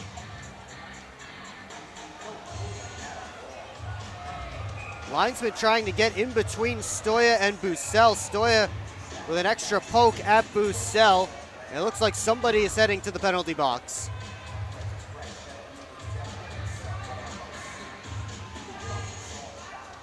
Will it be one or will it be both? And it looks like just Matt Stoya. So Stoya has earned himself a penalty, and the Prowlers get a power play. Certainly a completely avoidable penalty from Matt Stoya. We're not done as Scantleberry and Costello coming together a couple of times. They're all separated, and the Prowlers get set for their 3rd power play of the game. 0 for 2 so far, 3 shots.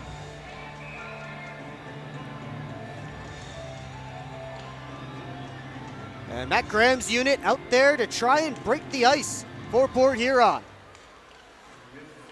As Johnson gives it back to Federley. Those 2 play catch.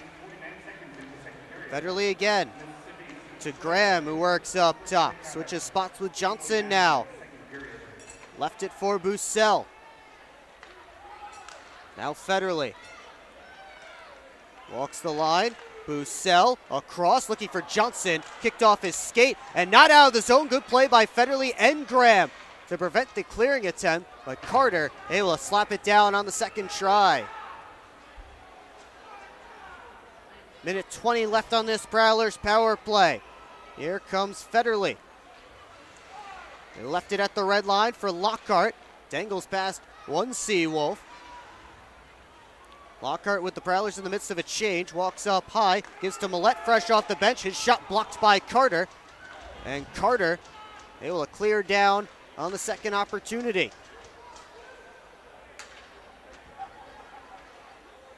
Bussell leaves it behind the net for Scantleberry. Jamie Bussell will head off for a change and bring on the final member of this unit, Joel Frazee. Millette wraps it around towards DC. Turner right on him. DC and Turner locked up. Now DC recollects in the corner. Over to Scantleberry. Now Lockhart, 30 seconds left in this Prowlers power play. Lockhart at the top, over to Scantleberry. They continue to play catch. Now Millette finds a shooting lane, saved by Coffey, and he's able to clamp the glove on top before DC could swipe at that puck. It was loose right in front of Ed Coffey's left pad. But the glove quicker than the stick that time. 20 seconds left on the unsportsmanlike conduct penalty to Matt Stoya. We'll take a timeout and have the rest of this Prowlers power play for you on the other side. Keep it here on the PHP Network. Prowlers still trail by a goal. See that? That's what 100% mozzarella looks like. What dough made daily looks like. What fresh ingredients and 8 irresistible flavored crusts on pizza cooked to perfection looks like. It's so much flavor, we don't even know if it's legal to have this much flavor. Now you can get that famous flavor for only $8.99. Wait, a large one-topping pizza for $8.99? That's a deal. It's a steal. No, it's a crime. Just $8.99 for a one-topping pizza full of our famous flavor. Now that's how we do a deal. Hungry? Howie's! SMR Automotive Systems is part of the Motherson Group and a proud community sponsor of the Port Huron Prowlers. We are one of the largest manufacturers of rear-view mirrors for passenger vehicles in the world, with local plants in Port Huron and Marysville. We strive to support our local communities and have positions available for various abilities and experience. Find out more about who we are at smr-automotive.com.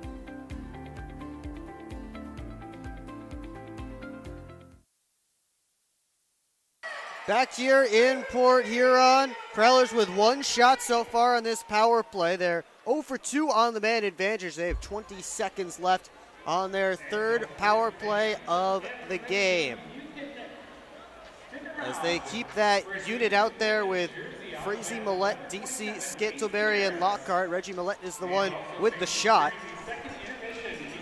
Stephen DC just inches away from getting to that rebound before Coffey put his glove back on top. Off the draw, Lockhart able to beat Dalton Anderson to the puck. Held up along the corner boards, bounced over to the near side. Anderson able to get it just out of the zone, but a penalty coming up. An elbow has been signaled against somebody who doesn't know they're going to the penalty box yet. And it's Tucker Scantleberry, so that will negate the final 4 seconds of this Prowlers power play. With 9:15 left to go in period 2, and then the Seawolves will go to the man advantage for 1 minute and 56 seconds.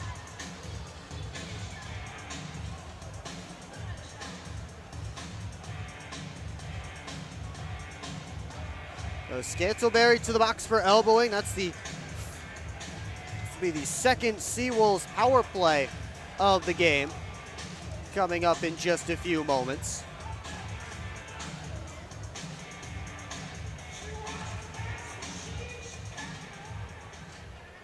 Off the face-off, Mississippi controls. It's Hussey giving it across to Stoya, fresh out of the box. Costello back to Stoya, straight on. Hicks the shot, missed it high. Caught the back glass. Federley into challenge Hussey. And now Bussell looking to work up ice. Delayed penalty coming against the Seawolves as Costello touched up. Austin Federley holding his face as he goes back to the Prowler bench, checking for blood. So Brendan Hussey negating the rest of this Mississippi power play. And a wide-eyed Austin Federley, helmetless, will get checked on by Prowlers trainer Bridget Smith.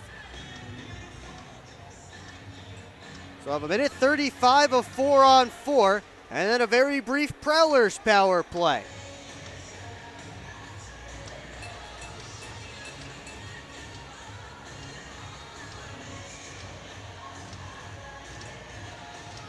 It'll be Graham, Johnson, Lockhart, and Brockway for the Prowlers. Carter, Pekarzik, Keller, and Stoya for Mississippi to begin this 4-on-4 as it's poked past Lockhart at the point, but Brockway able to be the first one on it at his own end. Brockway surrounded, almost lost it, and now Ben Brockway's taking a penalty as he got the stick up high on Pekarzik.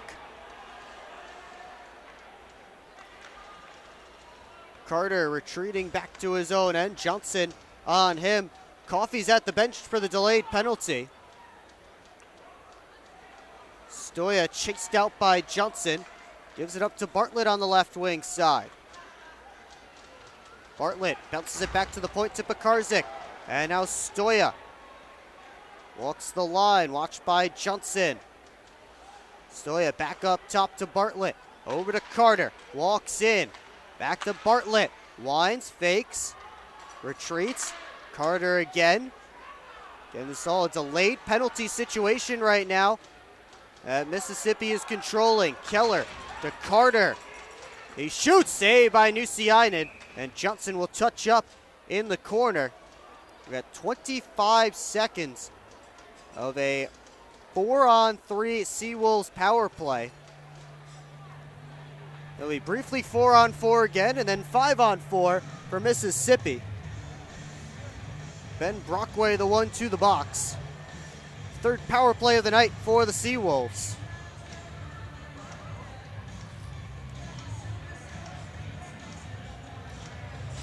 This is our third penalty in a row without a shot in this game, by the way. Actually, we did just have that one shot. Nusiainen stopped, but penalties, 3 of the last 4 things on my stats page here. A 4-on-3 man advantage for the Seawolves, again briefly for 25 seconds. Then Tucker Scantleberry will step out for another 25. It'll be a minute 10 of Seawolves 5-on-4 time. Face off one back by Mississippi. They set up. Stoya walks. Johnson right on him. Costello watched by Federley now. Back to Stoya. Down low, tipped, saved, Nusiainen, and he'll hang on to it. Philip Wong gave an extra whack towards Nusiainen's glove, and that's why Austin Federley knocked Wong's stick out of his hands. No harm, no foul. And Matt Graham will come on to replace Johnson. Federley dropped back to defense. 9 seconds left in this 4-on-3 as Federley clangs it off the glass all the way down. As Costello collects, Scantleberry out of the box. Briefly 4-on-4, Scantleberry disrupts Costello. Millette able to bounce it into the offensive zone. Scantleberry throws Wong into the glass. Millette works it up high to Parsons. Now Lockhart to Millette. Back to Lockhart. Rister stopped by Coffey. Puck's loose. Scantleberry knocked down. They blow it dead as the referee lost sight of it. And now Scantleberry and Wong getting into it. Lockhart and Stoya have a hold of each other as well. 3 seconds until Hussey steps out of the penalty box, and then it will be a 5-on-4 Mississippi power play.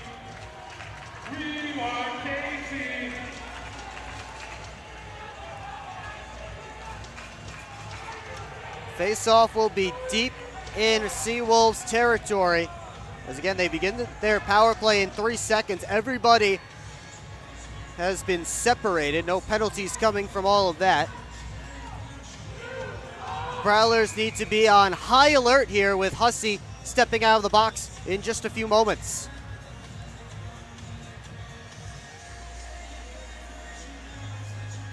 Pekarzik takes the puck off the face-off, sends Turner on his way. And now it's a Mississippi power play for the next minute and 5 seconds.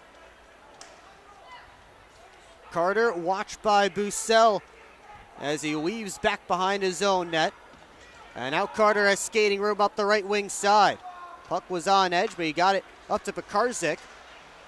Muscled off by Johnson. Pekarzik worked into the corner. Cycled it back towards Carter. And up the wall comes to Turner. He walks the line. Turner to Carter. Over to Keller.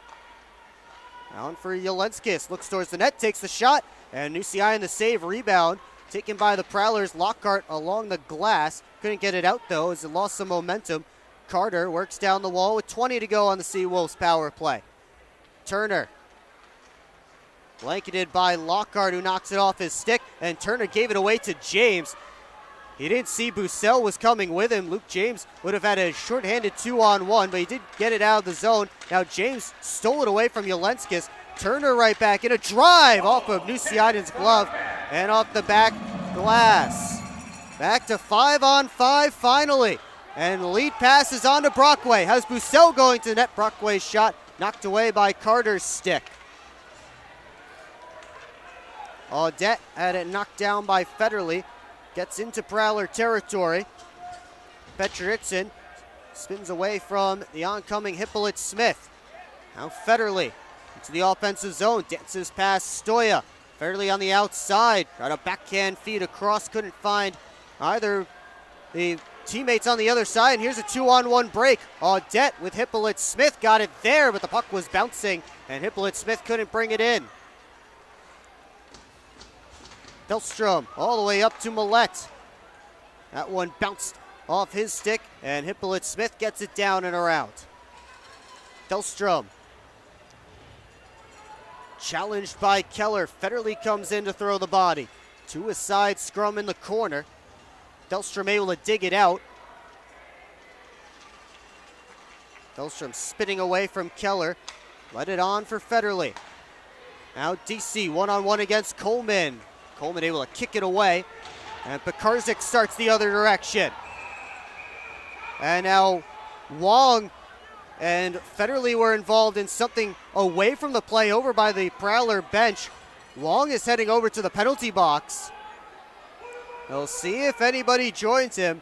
Roughing is the signal, and it looks like the Prowlers will be back to the Prowler power play when we come back here at McMorran Place. Explore the 140 miles of stunning shoreline along Lake Huron. That is Michigan's Thumb Coast. Discover charming coastal towns, serene beaches, and endless outdoor adventures. Stay at cozy hotels, paddle through pristine blue waters, and hit the fairways along breathtaking views. Plan your perfect getaway at bluewater.org. Grab your friends and head to Bella Bola, a local pizza spot located in the heart of downtown Port Huron. Our menu is full of timeless favorites made fresh in our on-site pizza oven. Available for pickup or delivery. Just don't fight over the last slice.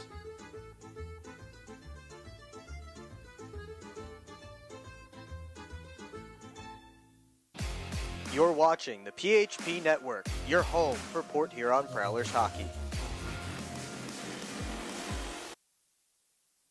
Prowlers to their fourth power play of the game, still trailing 1-0 as Philip Wong took a roughing penalty away from the play as he went after Austin Federley over by the benches. And Port Huron with another opportunity to tie this game. Scantleberry spins away from Coleman. And he slides it all the way around. Millette will bounce it back towards DC, keeps it moving. Scantleberry pushes it around to the far side. Frazee and Audette get there together. And DC pulls it out of the pile. Millette walks the line. Head up. Slows things down. Here's Lockhart. Back to Millette. One-timer with traffic in front. And hit one of those bodies. Didn't get all the way through to Coffey. Millette to Frazee. Scantleberry unloads. Save by Coffey. Frazee out to Lockhart. Hands it back off to Frazee. Millette. Scantleberry looking for the backdoor feed to Frazee. That wasn't there. And the puck ends up caroming to neutral ice. Minute 5 left on this Prowlers power play as Millette revs up. Over to DC. Little curl and drag. It's it back to Scantleberry. Millette looks towards the net, takes the shot, knocked down. DC on the doorstep. Couldn't get that one through Big Ed Coffey. Sam Turner has just taken a penalty as he launched that one out of play. So Turner for delay of game and a huge opportunity for the Prowlers. 44 seconds of 5-on-3 time scheduled. 3:03 left to go here in period 2. And if there's a time for the power play to come through, this is it. Likely the best opportunity they'll have on the man advantage in this game.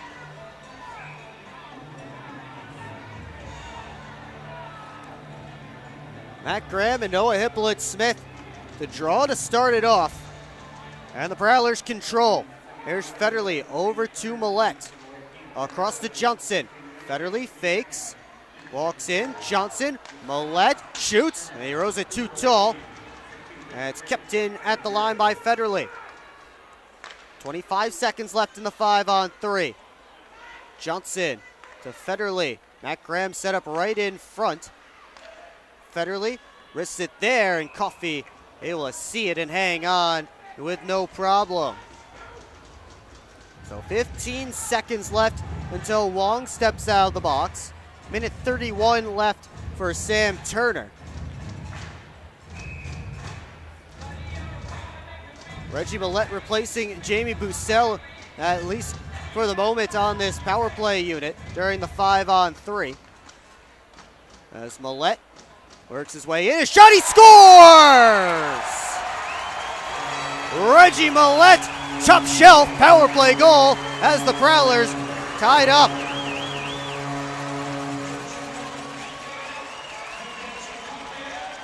And Reggie Millette can let it fly from that left wing circle, sends his point streak to 11 games, 9th goal of the year.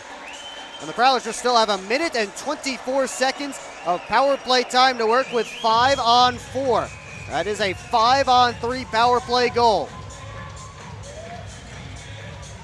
And Bussell steps out to rejoin this power play unit. So maybe the Millette-Bussell difference is only in 5-on-3 situations. That may be something to monitor moving forward.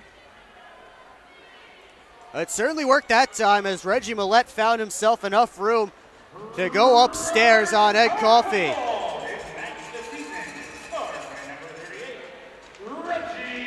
Tristan Sim goes to Graham. Again, Prowler still on the man advantage. Alex Johnson down on the ice. He gets back into the play. Federley. And Johnson has taken a penalty as he slashed Stoya.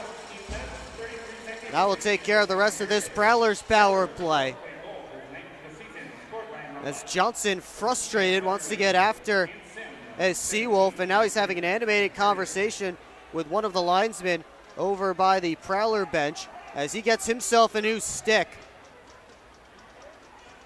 We'll have 57 seconds of 4-on-4 and then an abbreviated Seawolves power play. Whoopsie. Austin Federley and Tristan Sim pick up the assists on the goal by Reggie Millette. And a frustrated Alex Johnson has to sit in the penalty box for 2. That's about how much time we have left here in period 2. As DC, Federley, Scantlebury, and Lockhart for the Prowlers in this 4-on-4. Bartlett, Hippolyte, Smith, Stoya, and Carter for Mississippi.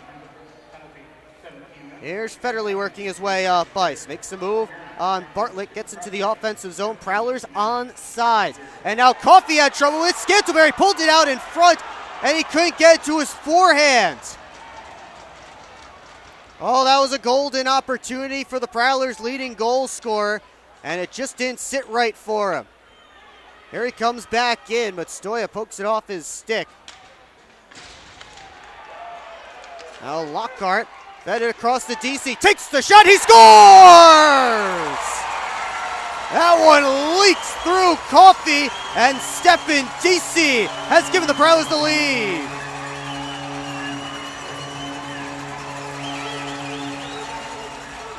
Nice keep from Brett Lockhart at the point. Fired it over to DC. Coffey got about 85% of that puck, but it just slipped through over the line. And Stephen DC has his 7th goal of the season. And just like that, Prowlers up in this one.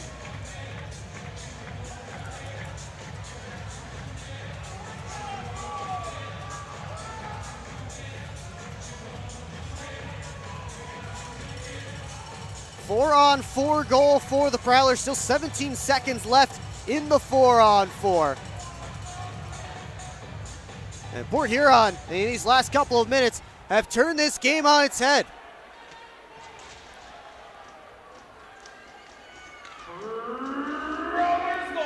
Seawolves looking for a response as Nusiainen covers up the dump in.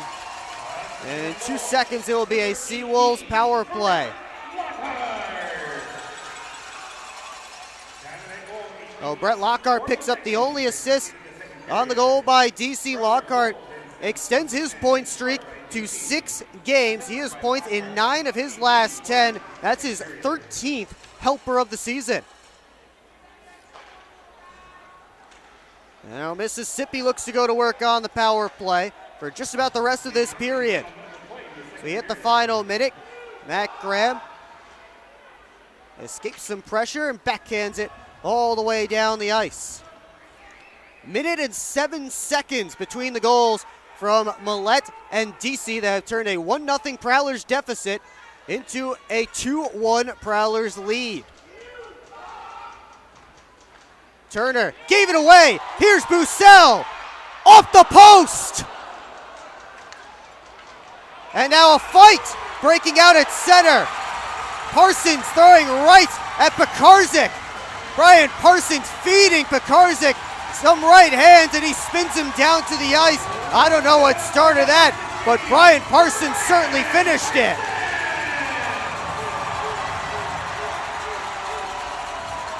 And Brian Parsons getting the crowd going here. Boy, this crowd has been waiting to explode here at McMorran Place. They finally gotten the opportunity to here in the final few minutes of period 2. Again, I did not see what started that. Brian Parsons certainly finished it as Pekarzik was fed and ate a lot of right hands from number 16. They'll each get 5 even for fighting, and that coming just moments after Jamie Bussell picked off a pass and went in all alone. He beat Coffee but couldn't beat the iron. I think he hit right where the post and the crossbar meet, right on the corner.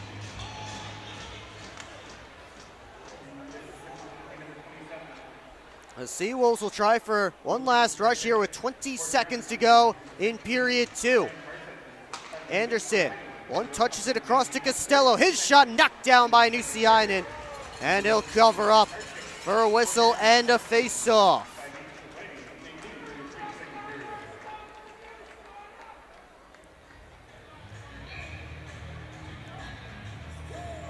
Lots of energy here in Port Huron in these last few minutes. See if the Prowlers can close it out to the rest of the period. Big face-off win from Matt Graham. That will help. Hellstrom claps it all the way down. That will take care of the Seawolves power play and the rest of this period.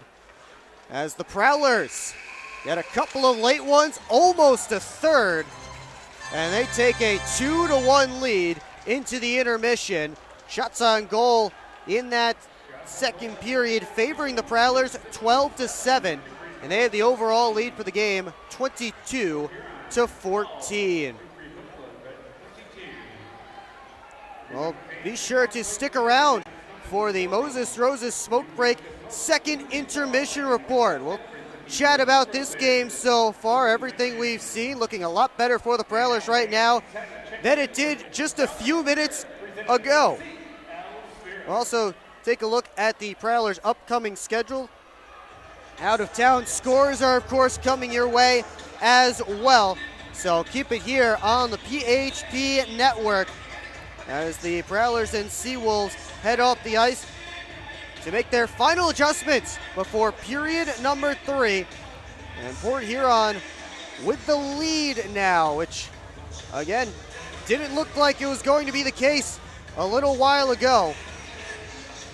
But they get the power play goal from Reggie Millette, the 4-on-4 goal from Stephen DC. And a lot different feeling in the locker room for Port Huron than certainly it might have been. Again, Prowlers and Seawolves through 40 minutes of play. Keep it here on the PHP Network for the intermission report.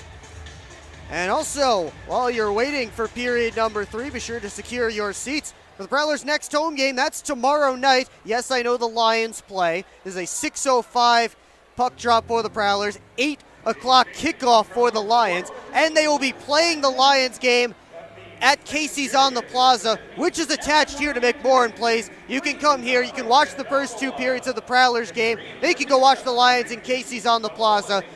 You have no excuse to not come out to McMorran Place tomorrow night, 6:05 p.m. puck drop against these same Seawolves. You get your tickets now at phprowlers.com/tickets, by phone at 810-985-6166, or by scanning the QR code on your screen now. That's online, phprowlers.com/tickets, by phone at 810-985-6166, or scan the QR code on your screen now to be part of the Prowlers' 10th anniversary season. We have a great crowd here tonight. We want you to be a part of the next great crowd here at McMorran Place. And we hope to see you here very soon. We'll see you shortly back here on the PHP Network after we take a quick break with the Prowlers up 2-1. You're watching the PHP Network, your home for Port Huron Prowlers hockey. It's time to wake up on the sunrise side of Michigan. Wake up to beautiful beaches. Wake up to vibrant urban landscapes. Wake up to unique eats. Wake up to charming coastal towns. Wake up to cozy entertainment. Wake up to Michigan's Thumb Coast. Plan your perfect wake-up call using bluewater.org. Keep up with your Prowlers all season long on social media. Follow us on Facebook at the Port Huron Prowlers, Instagram at PH Prowlers, and Twitter at PH Prowlers. And you can find more information on our website, phprowlers.com. We're on a mission to feed the future by helping farmers worldwide be more resilient, more productive, more sustainable for generations to come. Corteva Agriscience. Keep growing. Grab your friends and head to Bella Bola, a local pizza spot located in the heart of downtown Port Huron. Our menu is full of timeless favorites made fresh in our on-site pizza oven. Available for pickup or delivery. Just don't fight over the last slice.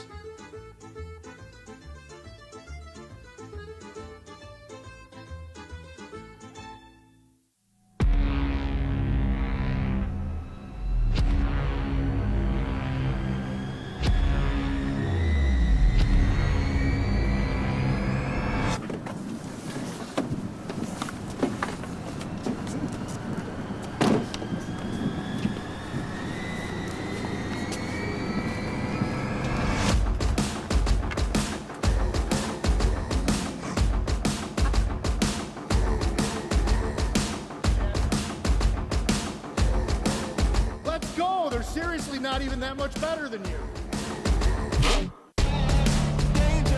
Should've just got a ticket from phprowlers.com. I should have just bought tickets at phprowlers.com. I should have just got a ticket at phprowlers.com. I should have got a ticket at phprowlers.com. They should have just got tickets at phprowlers.com.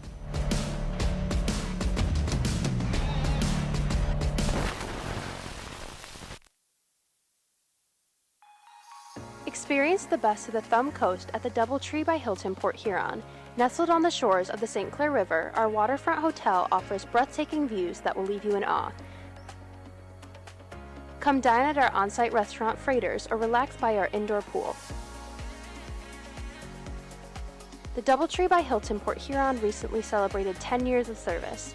To celebrate, we are offering 10% off your stay. Call and mention code Prowlers for a discount. Back here at McMorran Place, they are cleaning up the Chuckapucks, and it is 2-1 Prowlers through 40 minutes. Will Wiggleman here with you on the PHP Network. Thanks so much for tuning in, whether from nearby, maybe over on the East Coast in New York, maybe on the West Coast in California, or somewhere in Europe, or anywhere in between. Thank you so much for tuning in. Oh, maybe we have some viewers from Japan, the Yoshi fans, maybe in the chat. But again, thanks so much for tuning in on what is a Friday night here in Port Huron. I'm not sure what time it is wherever the rest of you are, but we're glad you're spending your time with us here. And well, the Prowlers have had all kinds of offense these last few weeks. 34 goals over their past 5 games. But offense has been a little bit tougher to come by here tonight, and they didn't get a goal until 17 and a half minutes into period number 2. But then they get 2 before the end of the frame. Reggie Millette, a 5-on-3 goal, and then Stepan DC, a 4-on-4 goal. And the Prowlers head into the locker room not only energized by those 2 goals, but also by a decisive win on the scrap between Brian Parsons and Lucas Pekarzik, as Parsons certainly finished that fight. Again, not sure who started it, but a much different outlook for the Prowlers than it was at the final TV timeout of that second period. They've been out shooting the Seawolves pretty much all night long, up 22-14 in that category right now, but have not been able to find the back of the net until that last few minutes. And it took their hottest stick to do it, as Reggie Millette increased his point streak to a season-high 11 games now. Again, longest by a Prowler this season. Stephen DC, who scored the other goal, actually had the second longest point streak by a Prowler before it was snapped last Saturday night. He had a 7-game point streak. Now, those two have been red hot. Joel Frazee centering in between them has certainly helped out over these past few weeks. But the big play that made that DC goal work is the pinch by Brett Lockhart, keeping that puck alive, fed it all the way across, and DC somehow found a hole in Ed Coffey. When you're about 2 feet away from a goaltender who stands at 6'6", 220 pounds, it's difficult to find any space anywhere from that tight in. DC found it as Coffey was able to stop about 85% of that puck before it slipped just over the line into the net. And that gave the Prowlers a lead. And yeah, we mentioned it earlier, Reggie Millette can certainly let it fly from just about anywhere on the ice. He has a great shot, and he let it fly from the left wing circle, made a move to get himself open to take the shot, and he went top shelf on Coffey for the power play goal. And Valtteri Nusiainen, after giving up the goal in the first 20 seconds of the game off the turnover, has certainly settled down. He's made some good saves, stopped everything he's had to since, and given his team a chance to take the lead, and they will take that lead into period number 3. And the Prowlers this season 8-2-1 when leading through 40 minutes of play, and we'll see if they can shut it down and earn their 4th straight victory, which would be the season-long win streak, as Port Huron is currently running a season-high 3-game streak after the sweep last weekend against the Dashers, and of course the win 2 Saturdays ago against the Binghamton Black Bears here at McMorran Place. We'll be right back with more here on the intermission report. But before we take you to break, I'm going to show you those stats again. 22-14 for the Prowlers. I have counted up the power plays, and that is what I've come up with. 1 for 5, the Prowlers on the man advantage. Mississippi 0 for 4. As the Port Huron PK has certainly been strong. And they almost had a shorthanded goal. Jamie Bussell, after it was already 2-1 in that final minute, able to pick off a pass from Sam Turner at the Seawolves blue line, went in all alone, beat Coffey, couldn't beat the iron, and that would have sent this place into a frenzy. That was also after, or right before, the Parsons fight. This place was already buzzing, and almost for Jamie Bussell, 2 goals, 2 assists in his last game for Port Huron. Bussell has been on a point streak of his own, 6 games, 9 points over that span. A career-high 4 points last Saturday against the Dashers. Well, we will be right back. When we come back, take a look at the out-of-town scoreboard, upcoming schedule for the Prowlers, and drop the puck on period number 3. So stick around here on the PHP Network. Experience the best of the Thumb Coast at the DoubleTree by Hilton Port Huron. Nestled on the shores of the St. Clair River, our waterfront hotel offers breathtaking views that will leave you in awe. Come dine at our on-site restaurant Freighters or relax by our indoor pool. The DoubleTree by Hilton Port Huron recently celebrated 10 years of service.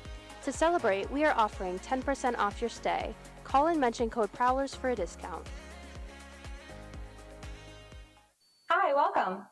I'm just checking in, and I have a service animal. Service animal?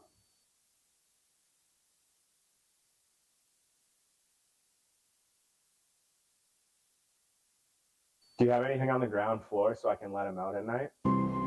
We're on a mission to feed the future by helping farmers worldwide be more resilient, more productive, more sustainable for generations to come. Corteva Agriscience. Keep growing. Keep up with your Prowlers all season long on social media. Follow us on Facebook at the Port Huron Prowlers, Instagram at PH Prowlers, and Twitter at PH Prowlers.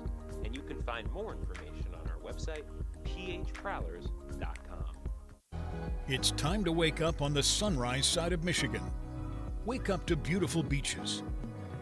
Wake up to vibrant urban landscapes. Wake up to unique eats. Wake up to charming coastal towns. Wake up to cozy entertainment. Wake up to Michigan's Thumb Coast.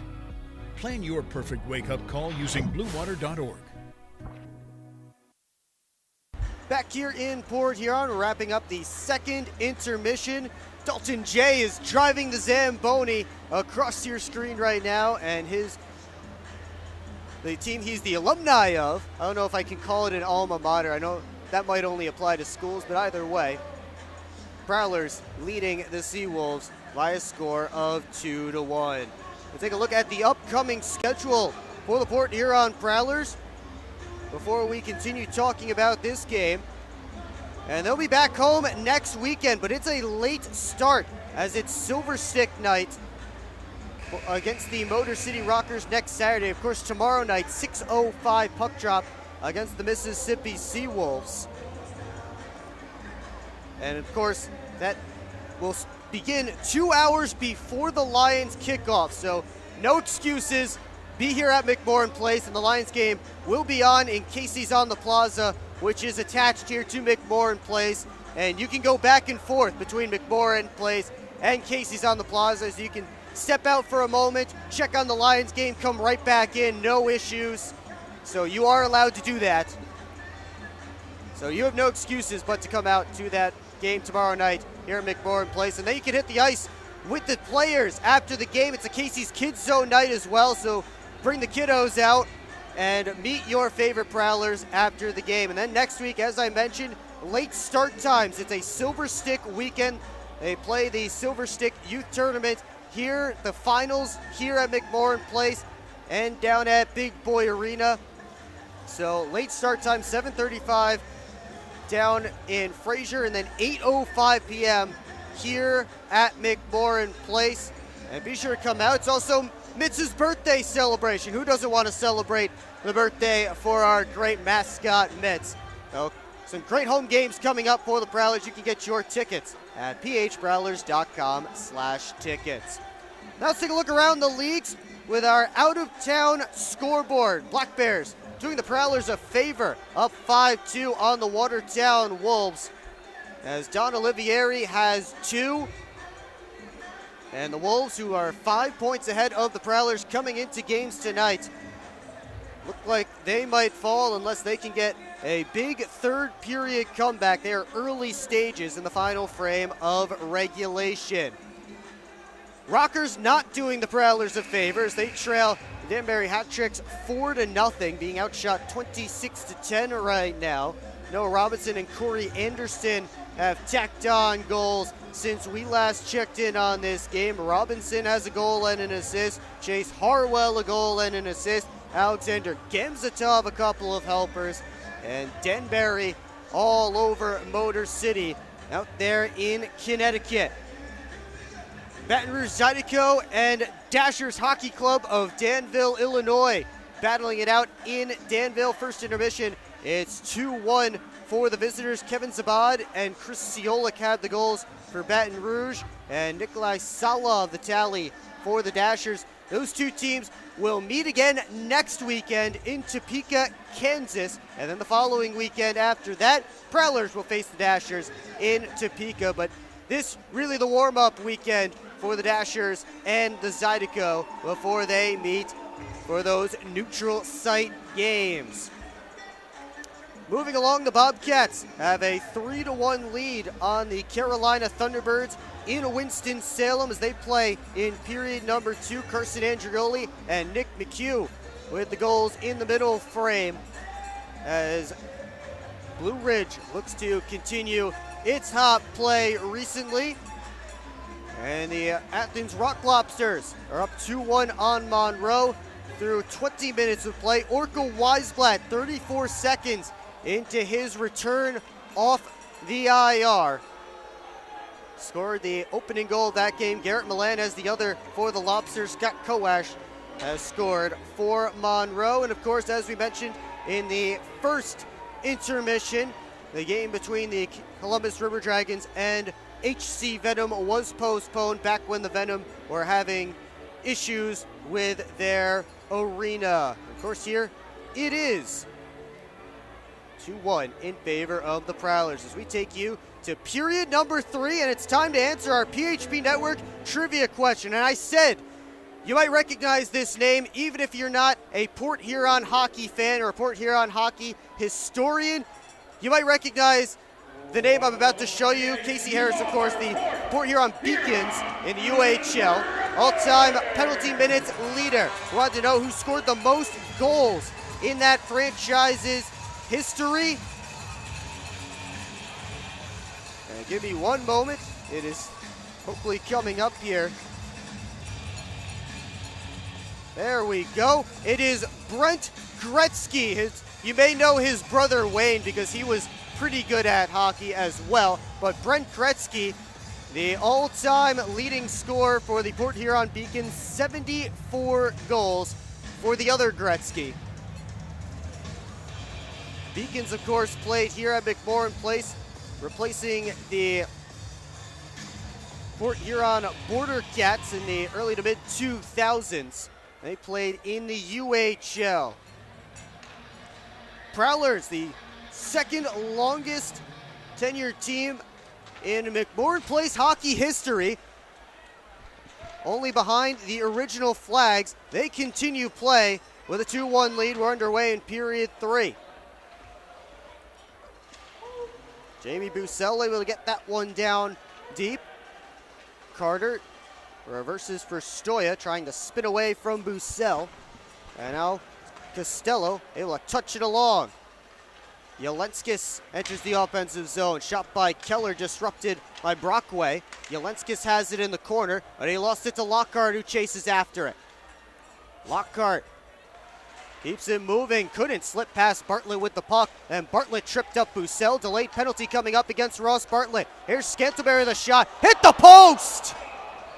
Another iron shot for the Prowlers as Tucker Scantleberry tried to go far side on Coffey. A whistle blows to give us the penalty call as Ross Bartlett sits in the box.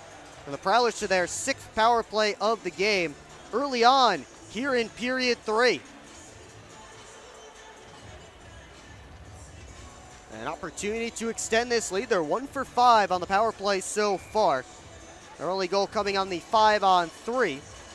But the man who scored it, Reggie Millette, is out there right now. Joel Frazee and Philip Wong get set to draw. Let's see if the Prowlers can pick up right where they left off at the end of that second period, but they'll have to start off by chasing back towards Nusiainen's end. Up comes Lockhart, over to Millette. Millette dances his way in. And now he'll set up. Millette walks the line. Over to Scantleberry, drags it, shoots it, it's blocked by Wong.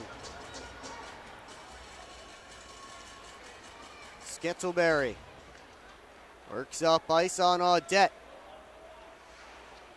Pulls up, back to Lockhart at the point, across to Millette.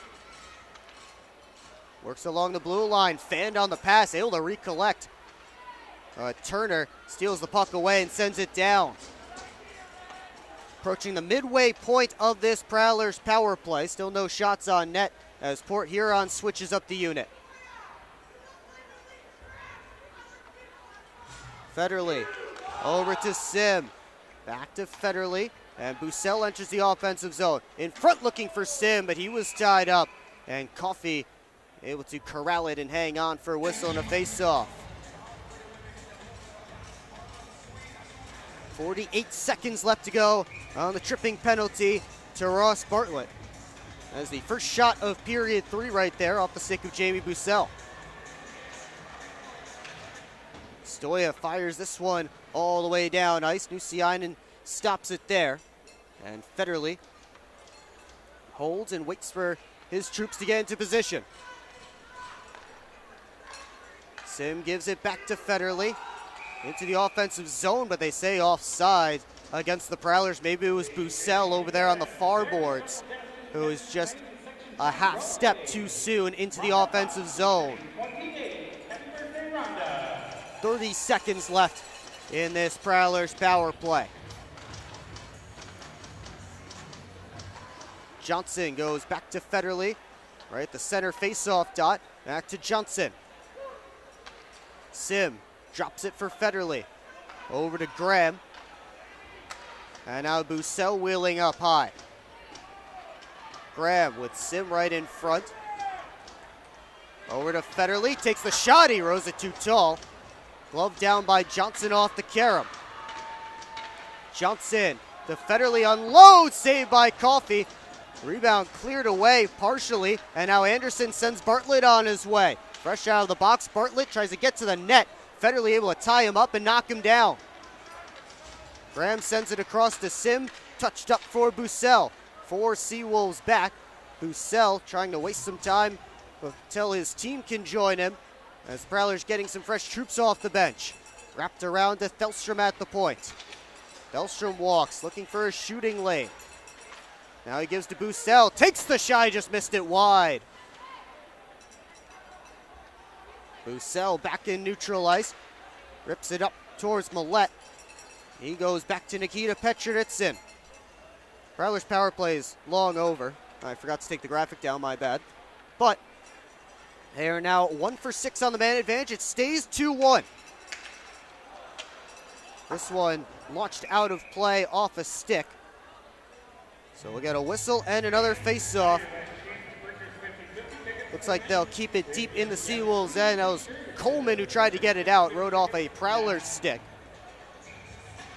But the line that has registered both goals, DC and Millette, the wingers, to Joel Frazee out there right now. Off the draw, comes back to Turner. Reverse for Coleman, up to Bartlett. He's dumped by Petrovitsin as he touched it deep to the Prowlers' end. DC sends Frazee flying up. Tried to slip past Bartlett. And Ross Bartlett starts a 3-on-2 for the Seawolves, but Thelstrom stepped up on him. And now Thelstrom starts a rush. Over to Millette on the outside. All the way around the cage, Millette head up, finds Lockhart at the point, leaves it right there back for Millette. Millette with a shot saved by Coffey. Rebound sits there. Frazee spun to the ice, it's underneath him. And now it slides to Coffey at the side of the post. He'll cover up, and a crowd gathers as Millette is tied up. Not sure what Seawolf that is. And it looks like it's Keller. So Millette and Keller separated. Keller's lost his bucket. Everybody back to their own benches. 4:35 into period number 3.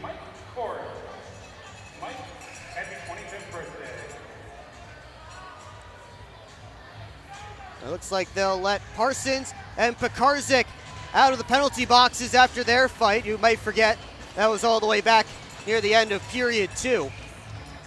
They've served their 5 minutes. So the boxes are empty right now.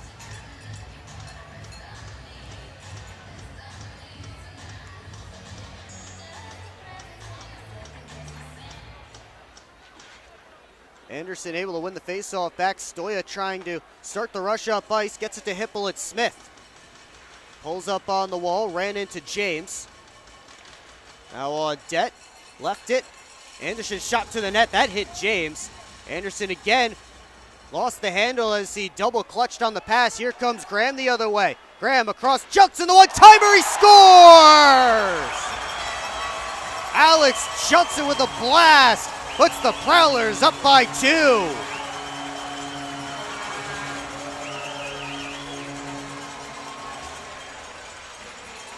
And off the turnover, it all came because Dalton Anderson tried to make a pass across in the Prowlers' end. He ended up double clutching a little bit, lost the puck, and Matt Graham went the other way. Perfect seam pass all the way across to Johnson. And he claps home his 12th goal of the season the most among all FPHL defensemen. His 36 points now also lead all league defensemen. He's on a 7-game point streak. The Prowlers get themselves a little bit of insurance here as Bussell looks to add some more. Scantleberry works into the offensive zone. Bussell on the other side, sent it on net from a sharp angle, fought off by Coffey. Pekarzik throws on the brakes, back to the line. Turner tried to get to the net. That one off the stick of Bussell. Keller and Petroditson spinning each other around, and now Bussell starting a rush. Bussell slows down, tried to float it across, glove down by Coleman, up towards Keller, but Parsons fresh off the bench, the only one who got a touch on that puck. So Graham gets the only assist on the goal by Johnson. Here's Millette back in with Scantleberry. Millette all the way around the net, chased by Coleman. Millette gets the blue line, stops up, in front, Frazee! Shoulder save by Coffey as Joel Frazee got a good shot off. Now back in front, Frazee just slipped past him. That one changed direction on the way through to Joel Frazee, and he couldn't handle it cleanly. Here comes Costello the other way, and then Costello takes a whack from Frazee up high, and Joel Frazee is going to the penalty box for that one. We'll see if it's a slash or a high stick. Slashing is the call, so the Seawolves to the power play, but the Prowlers now up by 2, courtesy of Alex Johnson. You're watching Port Huron Prowlers hockey on the PHP Network. At Hungry Howie's, we have a flavor philosophy. It's that you deserve to mix and match the most delicious flavor you've ever had with even more of the most delicious flavor you've ever had. But how can you mix and match the most delicious flavor twice at the same time? Well, we're not in the business of logic. We're in the business of blowing your flavor-loving mind with flavor upon flavor. Philosophize on that. Get any 2 items on the mix and match menu, including the 2-topping flatbread pizza for $6.99 each. Hungry? Howie's! Take care of all your financial needs at Flagship Credit Union, official partner of the Port Huron Prowlers. Serving St. Clair County since 1959 and now serving Sanilac and Huron counties. Flagship Credit Union is big enough to meet all your financial needs and small enough to know how to best serve you. They can help you open a checking account or find a low-interest loan that works for you. Find them at 3910 Lapeer Road, Port Huron, Michigan, or give them a call at 810-982-8575. So Joel Frazee in the box, 2 for slashing, and the Seawolves get a chance to answer on the man advantage, their 5th power play of the game.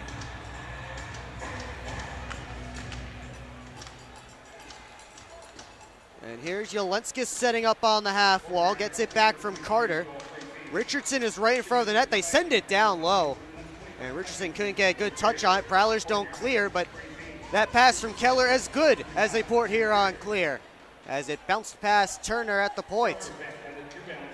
Carter forced to go the entire length of the ice now. Gives it on to Keller. Slipped it over to the left wing side. Jelenskis around the Prowler goal. Up top, Turner walks the line. Jelenskis looking for the shot, and he fanned on it. Here comes Bussell shorthanded. Federley hustling to join him. Bussell takes the shot, kick save by Coffey. And Bussell able to bat it back to Johnson so the Prowlers can waste a little more time. Johnson back to Parsons. Prowlers playing with it, and Parsons finally gets it all the way down as the Seawolves were making a change, so the Prowlers were content to play a little keep away. Halfway through the Seawolves power play, it's Costello flying in. Rims it all the way around. Popped out off the wall. Loose puck behind the net. Swiped at by Anderson, and now Wong up to the top to Costello. Saucer to Stoya. Graham mirroring his every movement, and he blocks the shot from Matt Stoya. Costello gave it away to Graham. 2 Seawolves back though, and Graham elects to go back to Parsons. 25 seconds left on this Mississippi power play, and Port Huron is trying to waste a little bit more of that precious time. Petroditson skates into it. Couldn't dangle past Turner. Puck tied up there. DC went tumbling to the ice. And whistles blow. And now Casey Harris is fighting with Wong. We were waiting for it. Casey and Wong at center ice. Casey throwing some rights. They're tied up now. Wong throws a left. Wong with another right. And Harris swinging with a couple of rights. And they go down. Now, Casey Harris said he wanted to mix it up. He's been waiting for this opportunity, and he'll get the crowd going here at McMorran Place. That's what the fans came to see. Casey Harris drop the mitts. And finally we get it here in period 3. Got a couple of good shots in there on Philip Wong, who ended up being his opponent. 3 years ago, it was Justin Schmidt who Harris got to drop the gloves with. And this time, Philip Wong, the willing opponent. 10 seconds left on this Seawolves power play. The faceoff will be deep in Mississippi territory, as Joel Frazee will get set to step out of the box. And that will get the fans going here again.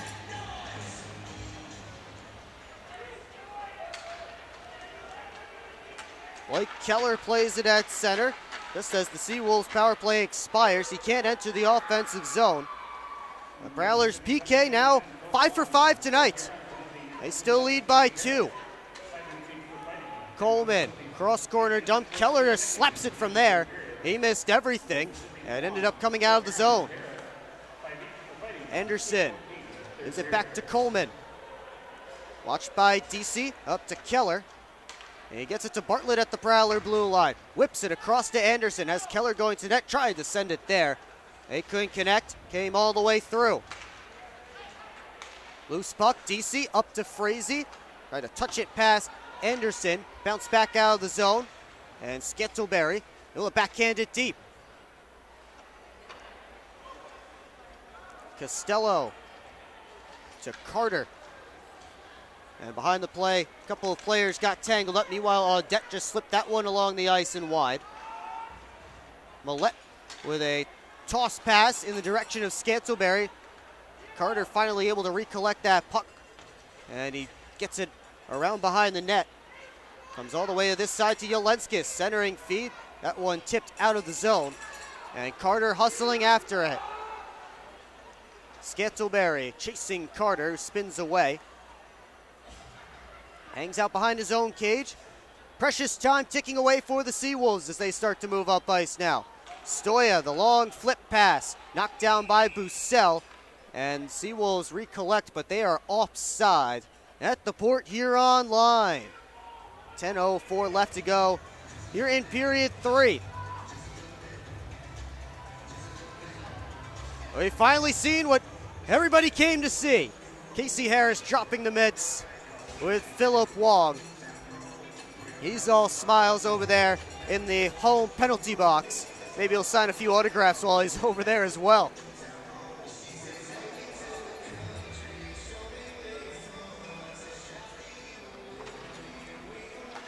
Off the faceoff, Sim shot, stop the rebound, score!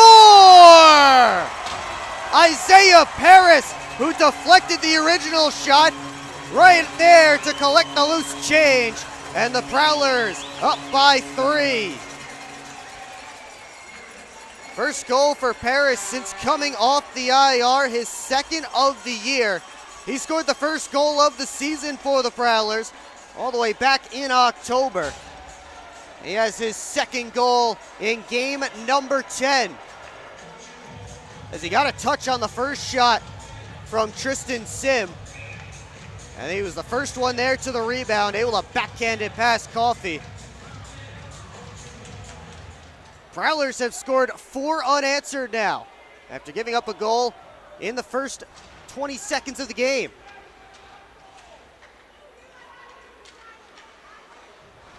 Paris right back on the puck, trying to knock it down along the half wall. Nobody able to gain control until Paris got it deep. Graham tried to cycle, cut off by Turner. Audette out of the zone. Petroditson hustling after it along with Hippolyte Smith. They cancel out. Delstrom comes in for the puck. Turns the corner and heads up ice. Delstrom, lead pass on for Paris. The DC shot saved by Coffey. And he has this one. He'll hang on for a whistle and a face-off. Casey Harris dropped the mitts, and Isaiah Paris put the puck in the back of the net. It's all Prowlers right now in period 3. They're up 4-1. We'll take a break here on the PHP Network.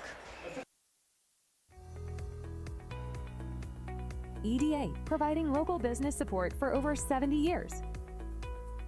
And helping to boost our region's workforce, retain and attract talent.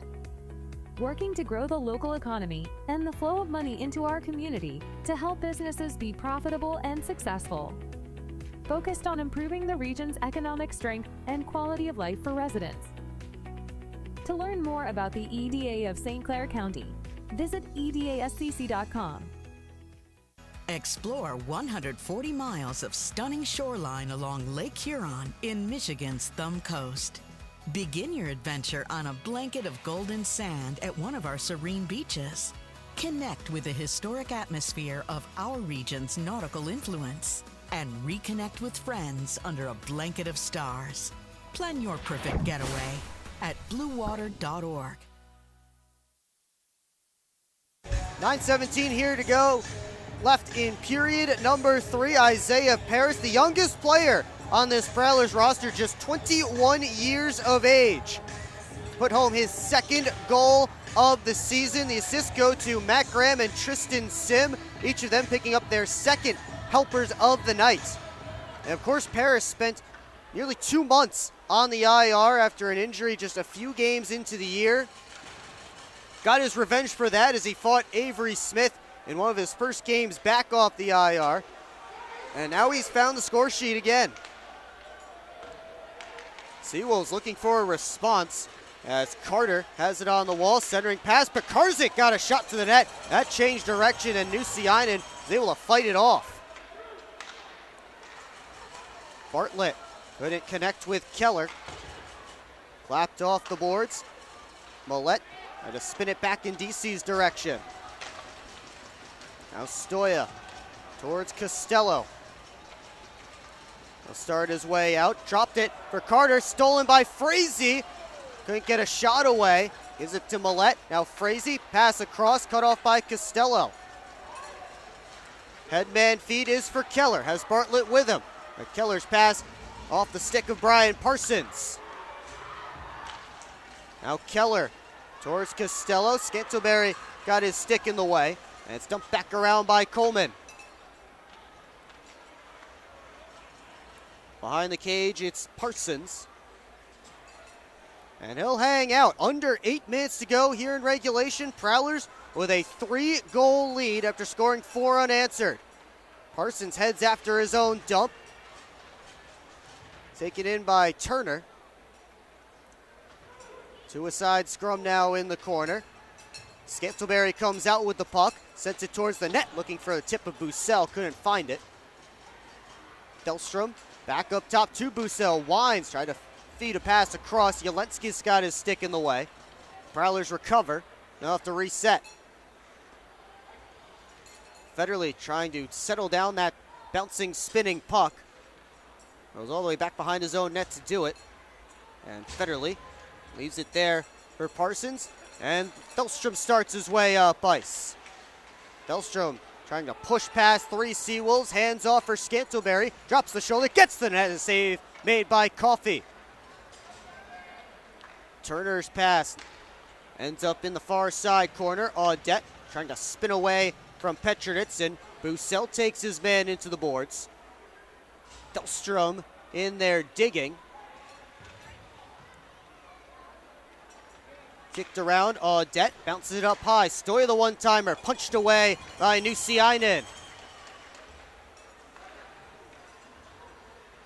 Delstrom, lead pass towards Johnson out of his reach, as he just got a stick on it barely. Back the other way is Keller. Keller takes a shoulder from Delstrom. Pinching in was Carter to try and keep the puck alive. But here come the Prowlers, 2-on-1 if they hurry. Johnson with Graham. Johnson shot, he scores! Alex Johnson just slipped that one along the ice, and Coffey misplayed it, and Alex Johnson has his second of the period. The rout is on here at McMorran Place. And I guarantee you Alex Johnson was trying to pass that off of Coffey's pad to Matt Graham, who's coming down ice. But instead Coffey just misplayed it, and it slipped through his 5-hole and into the back of the net. But Johnson was not shooting that puck to score. He was shooting that puck for a rebound as he had Graham charging the back post. But either way, it ends up being Alex Johnson's second of the night. He's up to 13 goals this season. 6 minutes left to go in this one, and it is no longer in doubt. Ben Brockway slips it through towards Graham, and Graham taps it back behind his own net, where Lockhart recovers. Slides it up to Paris. He's surrounded. Wong takes the puck. Pass behind Keller. Keller sent it all the way through the goal mouth, and it's picked up by Graham on the other side. Backhanded in by Graham. Glove down by Coffey. Turner over for Coleman. And Isaiah Paris picks up the assist, so 2-point night for Paris. As Coleman tried to pick up that loose puck, Lucianen sticks it to the corner. Richardson turning away from Sim, gets it out high, one-time blast, and that's stopped by Lucianen as Bartlett unleashed a shot along the ice. And now some extracurriculars behind the net between Parsons and Richardson. Isaiah Paris has himself a 2-point night goal and an assist. Alex Johnson 2 goals. Matt Graham 2 assists. So that line pitching in tonight. The Prowlers have had different lines pitching in recently offensively. Of course, a couple Saturdays ago against Binghamton, it was the Millette Frazee DC line who carried the load. Last Saturday against the Dashers, Jamie Boussel's line with Tucker Scantleberry and Austin Federley did a lot of the damage. Of course, last Friday it was just about everybody. 14 of the 15 Prowler skaters a week ago against the Dashers got on the board. Or at least got on the score sheet, rather. Here's Audette to the net. That one snagged through traffic by Valtteri Nuciainen. We will take our final timeout, under 5 to play here in period 3. And the Prowlers with a handful on the board. SMR Automotive Systems is part of the Motherson Group and a proud community sponsor of the Port Huron Prowlers. We are one of the largest manufacturers of rear-view mirrors for passenger vehicles in the world, with local plants in Port Huron and Marysville. We strive to support our local communities and have positions available for various abilities and experience. Find out more about who we are at smr-automotive.com.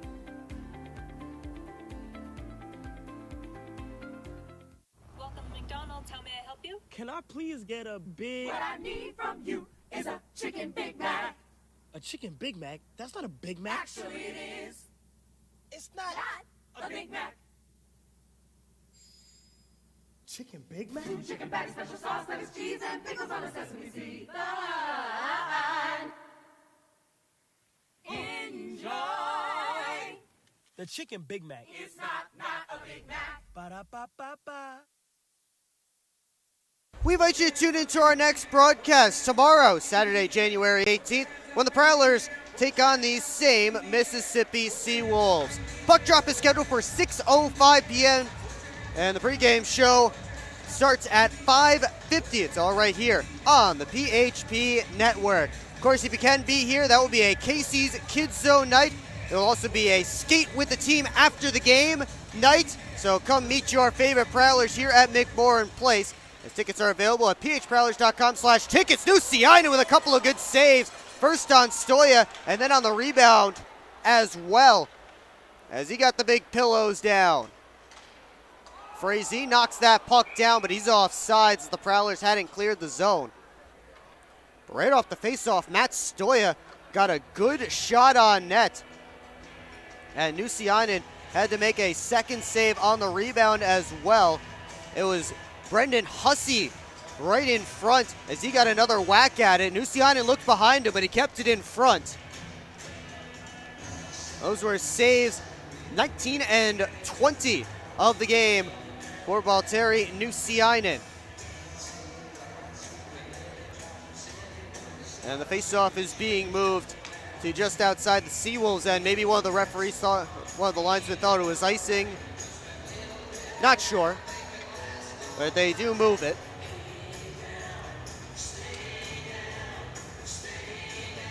And we'll try the drop again between Hussey and James. Hussey wins it back, and Carter retreats into his own end, watched by Federley. Up to Hussey, turns the corner, tried to feed it on for Costello. Icing waved off as Costello and Brockway cancel out. Kicked along, Stoya retreats, walks the line, gets it to the net, punched out by Nusiainen. Tossed down ice by Federley. Stoya plays it there in his own end. Tried to go up to Hussey. It got through him right on Nusiainen. He hands it off for Lockhart. James back for Federley.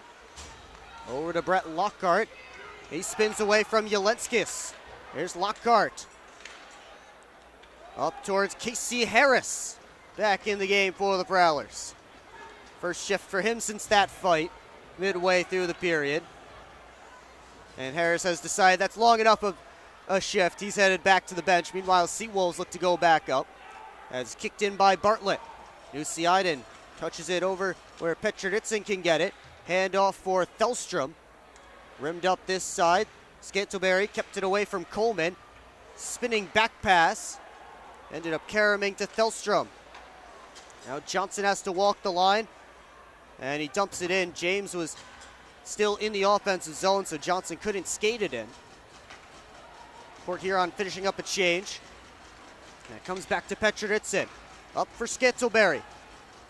Scantleberry slips it down to Johnson. Oh, he tried for the corner, and Coffey just got a shoulder on it. There was space up top, and Alex Johnson was searching for the hat trick. There he just fires it up ice. Carter plays it around to Stoya. Under 3 to go. Alex Johnson has 2 in the period. And now Harris is going to go with Stoya. Casey Harris throwing some rights, his second fight of the game, but Stoya just pushes him over to the glass, and down they go. So Casey Harris with 2 fights tonight now. Sorry about that, we lost OBS for a moment, but Casey Harris and Matt Stoya dropped the mitts. Hopefully you saw at least all of that fight. Prowlers up 5-1 with 2:35 left to go in period 3.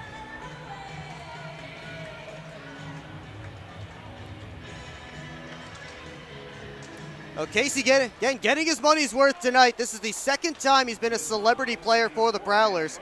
He fought Justin Schmidt 3 years ago in the season finale against the Columbus River Dragons. Tonight he's fought both Philip Wong and the Marysville, Michigan native, Matt Stoya. And that's it for Harris tonight. He'll be the most popular person in town after this game.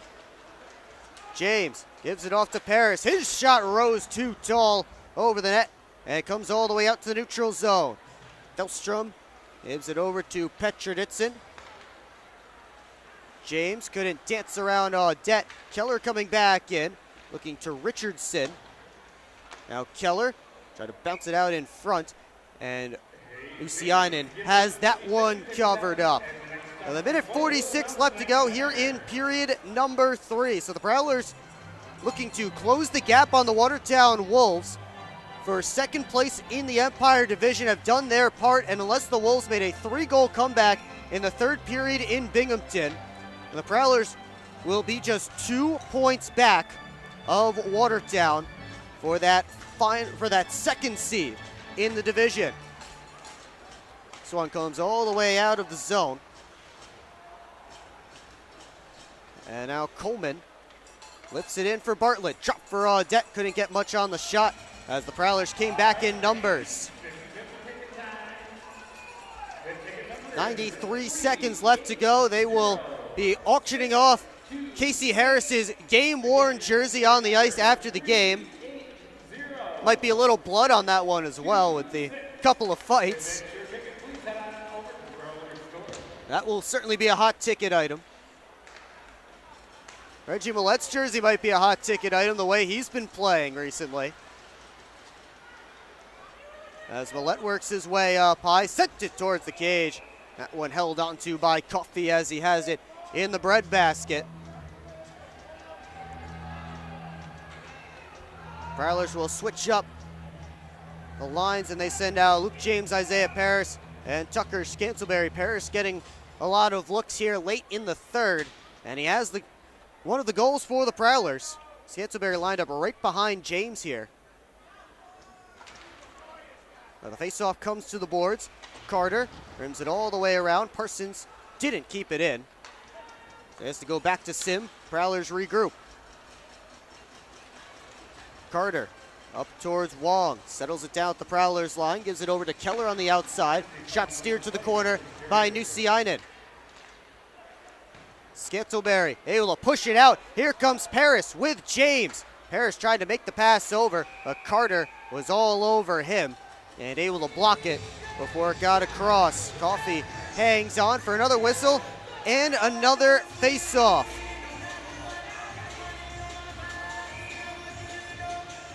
.9 seconds left until we can put this one in the books, and another 3 points for the Prowlers. Season high 4-game winning streak for Port Huron. They'll try to extend it again tomorrow. And these last 3 have been dominating efforts on the scoreboard. An 8-goal win, a 7-goal win, and right now a 4-goal lead in the final minute of this one. Delstrom back for James. Couldn't dance his way out. Now it's a mini 3-on-1 down low. Carter, the backside save by Nusiainen. He got the rebound as well. Valtteri Nusiainen signed up for 60 minutes. He makes a couple of big saves. Here's Scantleberry, one last chance. Trying to make a nice move. He's got it, and the save by Coffey as Tucker Scantleberry was just going for the highlight reel goal at the end. Port Huron scores 5 unanswered to defeat the Mississippi Seawolves tonight by a final of 5-1. They outshoot the Seawolves 34-25. Valtteri Nusiainen 24 saves tonight, and he's given up 1 goal on 48 shots over his last 2 games. And the Prowlers, after giving up a goal just 20 seconds in, come away with the victory. Second time they've done that against the Seawolves. The last time these teams were here, they did it again. The Seawolves score in the first minute, and they ended up winning. Well, stick around for the post-game show here on the PHP Network. It's coming up next here on the PHP Network.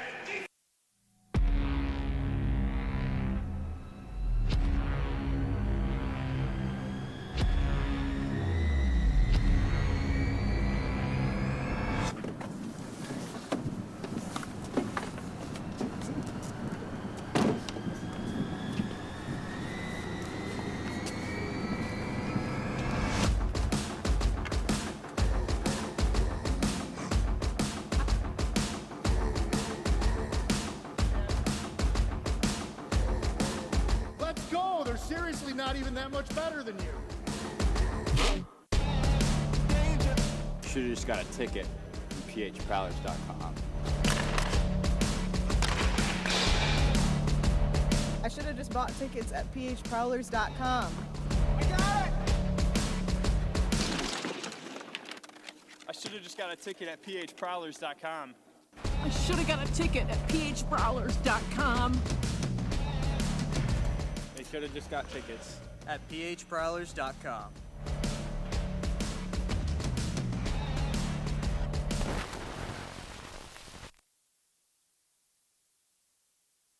Back here at McMorran Place, Prowlers finish off a 5-1 win over the Mississippi Seawolves tonight as they get 3 goals in the third, 2 in the second, 5 unanswered.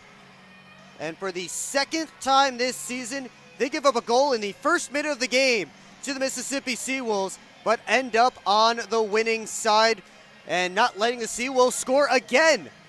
They did it again last time the Seawolves were here, the first game of that weekend. That was all the way back in December the 20th and 21st. December the 20th, Prowlers gave up a goal in the first minute to the Seawolves and ended up winning that game 2-1 in overtime. Again tonight, they win it 5-1 in regulation. But it's time to go back through this one goal by goal. And we start 20 seconds in as Terry Nuciani came out to play the puck, but he gave it away to Lucas Pekarzik. And Pekarzik found the back of the net in the open cage. And that was his first goal as a member of the Mississippi Seawolves and made it 1-0. That score held until late in the second, and the Prowlers went to work on a 5-on-3 power play. Reggie Millette with an absolute rip, top shelf from the left wing circle, and that tied the score at 1 goal apiece. A minute 7 later, Stefan Deasy took a pass from Brett Lockhart, and from in tight, he found a hole somewhere in Ed Coffey, and he was able to give Port Huron the 2-1 lead at that point. Then in the third, Matt Graham got a steal in the defensive zone, started up ice, and found Alex Johnson on the rush. One-timer was Johnson's first of the night, and that gave the Prowlers a little bit of insurance. 5 minutes later, Prowlers scored at the 5-minute mark and 10-minute mark of that third period. Tristan Sim took a shot from the point. It was partially deflected by Isaiah Paris. Save made by Coffey, and then Paris was able to collect the rebound and on his backhand put home his second goal of the season. Made it 4-1 at that point. And then a few minutes after that, Johnson came up on a rush with Matt Graham. Graham was charging down the backside, and Johnson tried to make a pass off of Ed Coffey's pad right to where Graham was. Coffey just misplayed it. It ended up sliding into the back of the net along the ice. Johnson will take it, his second goal of the night. And that was it for the Prowlers, a 5-1 win. Paris, the third star of the game with a goal and an assist. DC gets the second star honors with the game-winning goal. And Alex Johnson, your first star tonight with 2 goals.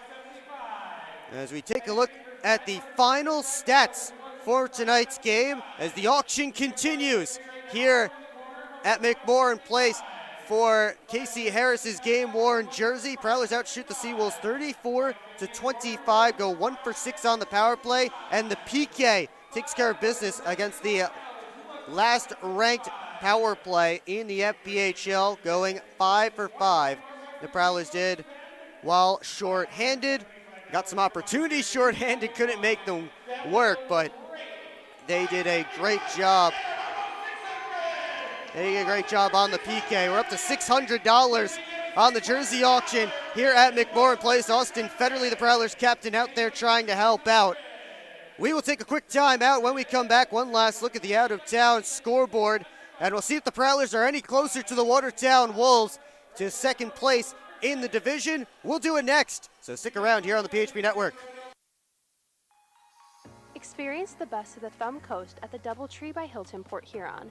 Nestled on the shores of the St. Clair River, our waterfront hotel offers breathtaking views that will leave you in awe.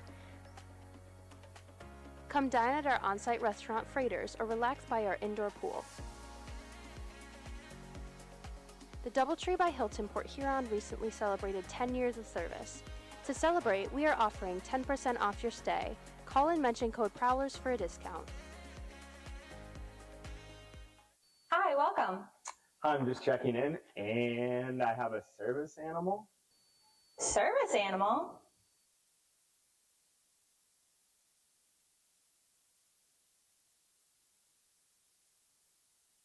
Do Do you have anything on the ground floor so I can let him out at night? We're on a mission to feed the future by helping farmers worldwide be more resilient, more productive, more sustainable for generations to come. Corteva Agriscience. Keep growing. Keep up with your Prowlers all season long on social media. Follow us on Facebook at the Port Huron Prowlers, Instagram at PH Prowlers, and Twitter at PH Prowlers. And you can find more information on our website, phprowlers.com.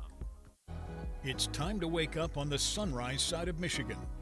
Wake up to beautiful beaches. Wake up to vibrant urban landscapes. Wake up to unique eats. Wake up to charming coastal towns. Wake up to cozy entertainment. Wake up to Michigan's Thumb Coast. Plan your perfect wake-up call using bluewater.org.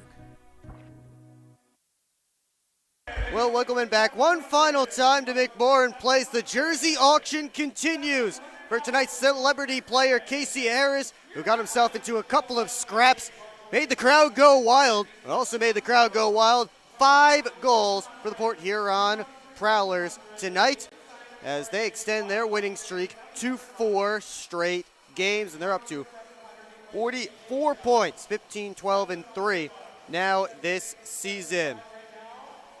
Before we go, we have to take one last look at the out-of-town scoreboard. Good news for the Prowlers. The Wolves lose tonight 6-3, so Port Huron within 2 points of second place in the Empire Division as the Black Bears get a 6-3 win. Don Olivieri, a couple of goals. CJ Stubbs, a goal and an assist. Davide Gaeta did have a 3-point night for the Wolves, but it wasn't enough as Watertown falls in Binghamton. Early in the third, it is 5-1 for the Danbury Hat-Tricks, leading the Motor City Rockers.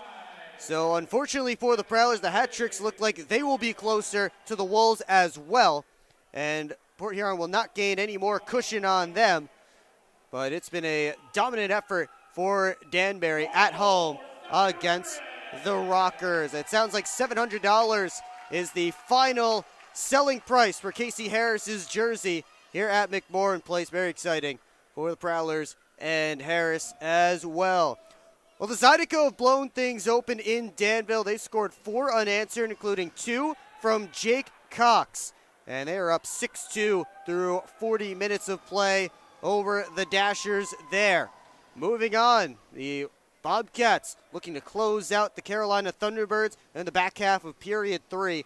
And Blue Ridge has a 4-1 lead over their hosts.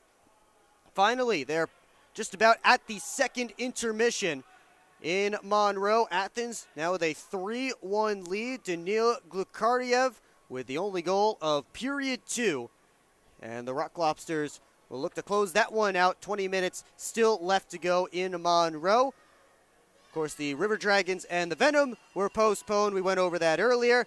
But here, your final tonight, 5-1 for your Port Huron Prowlers. Well, one last reminder, tune in to our next broadcast. That will be tomorrow night, 6:05 p.m. puck drop, 5:50 pregame. But be sure to get here in the building. You'll be able to skate on the ice with your favorite Prowlers afterwards. It will also be a Casey's Kids Zone night, so lots for the kiddos to do throughout the game tomorrow night. You get your tickets at phprowlers.com/tickets, but if you can't make it, check us out here on the PHP Network, or maybe once the Lions game starts and you have to leave and go somewhere else to watch it, you can pull up our game on your phone or on your computer and have us there on your second screen, or maybe put the Lions on the second screen because, let's be honest, we like the Prowlers more than we like the Lions. At least I do. But that's going to do it for me before I lose any more fans from chirping the Lions. For Kim running the camera, I'm Will Wiggleman. Thanks so much for tuning in, and we'll see you next time on the PHP Network.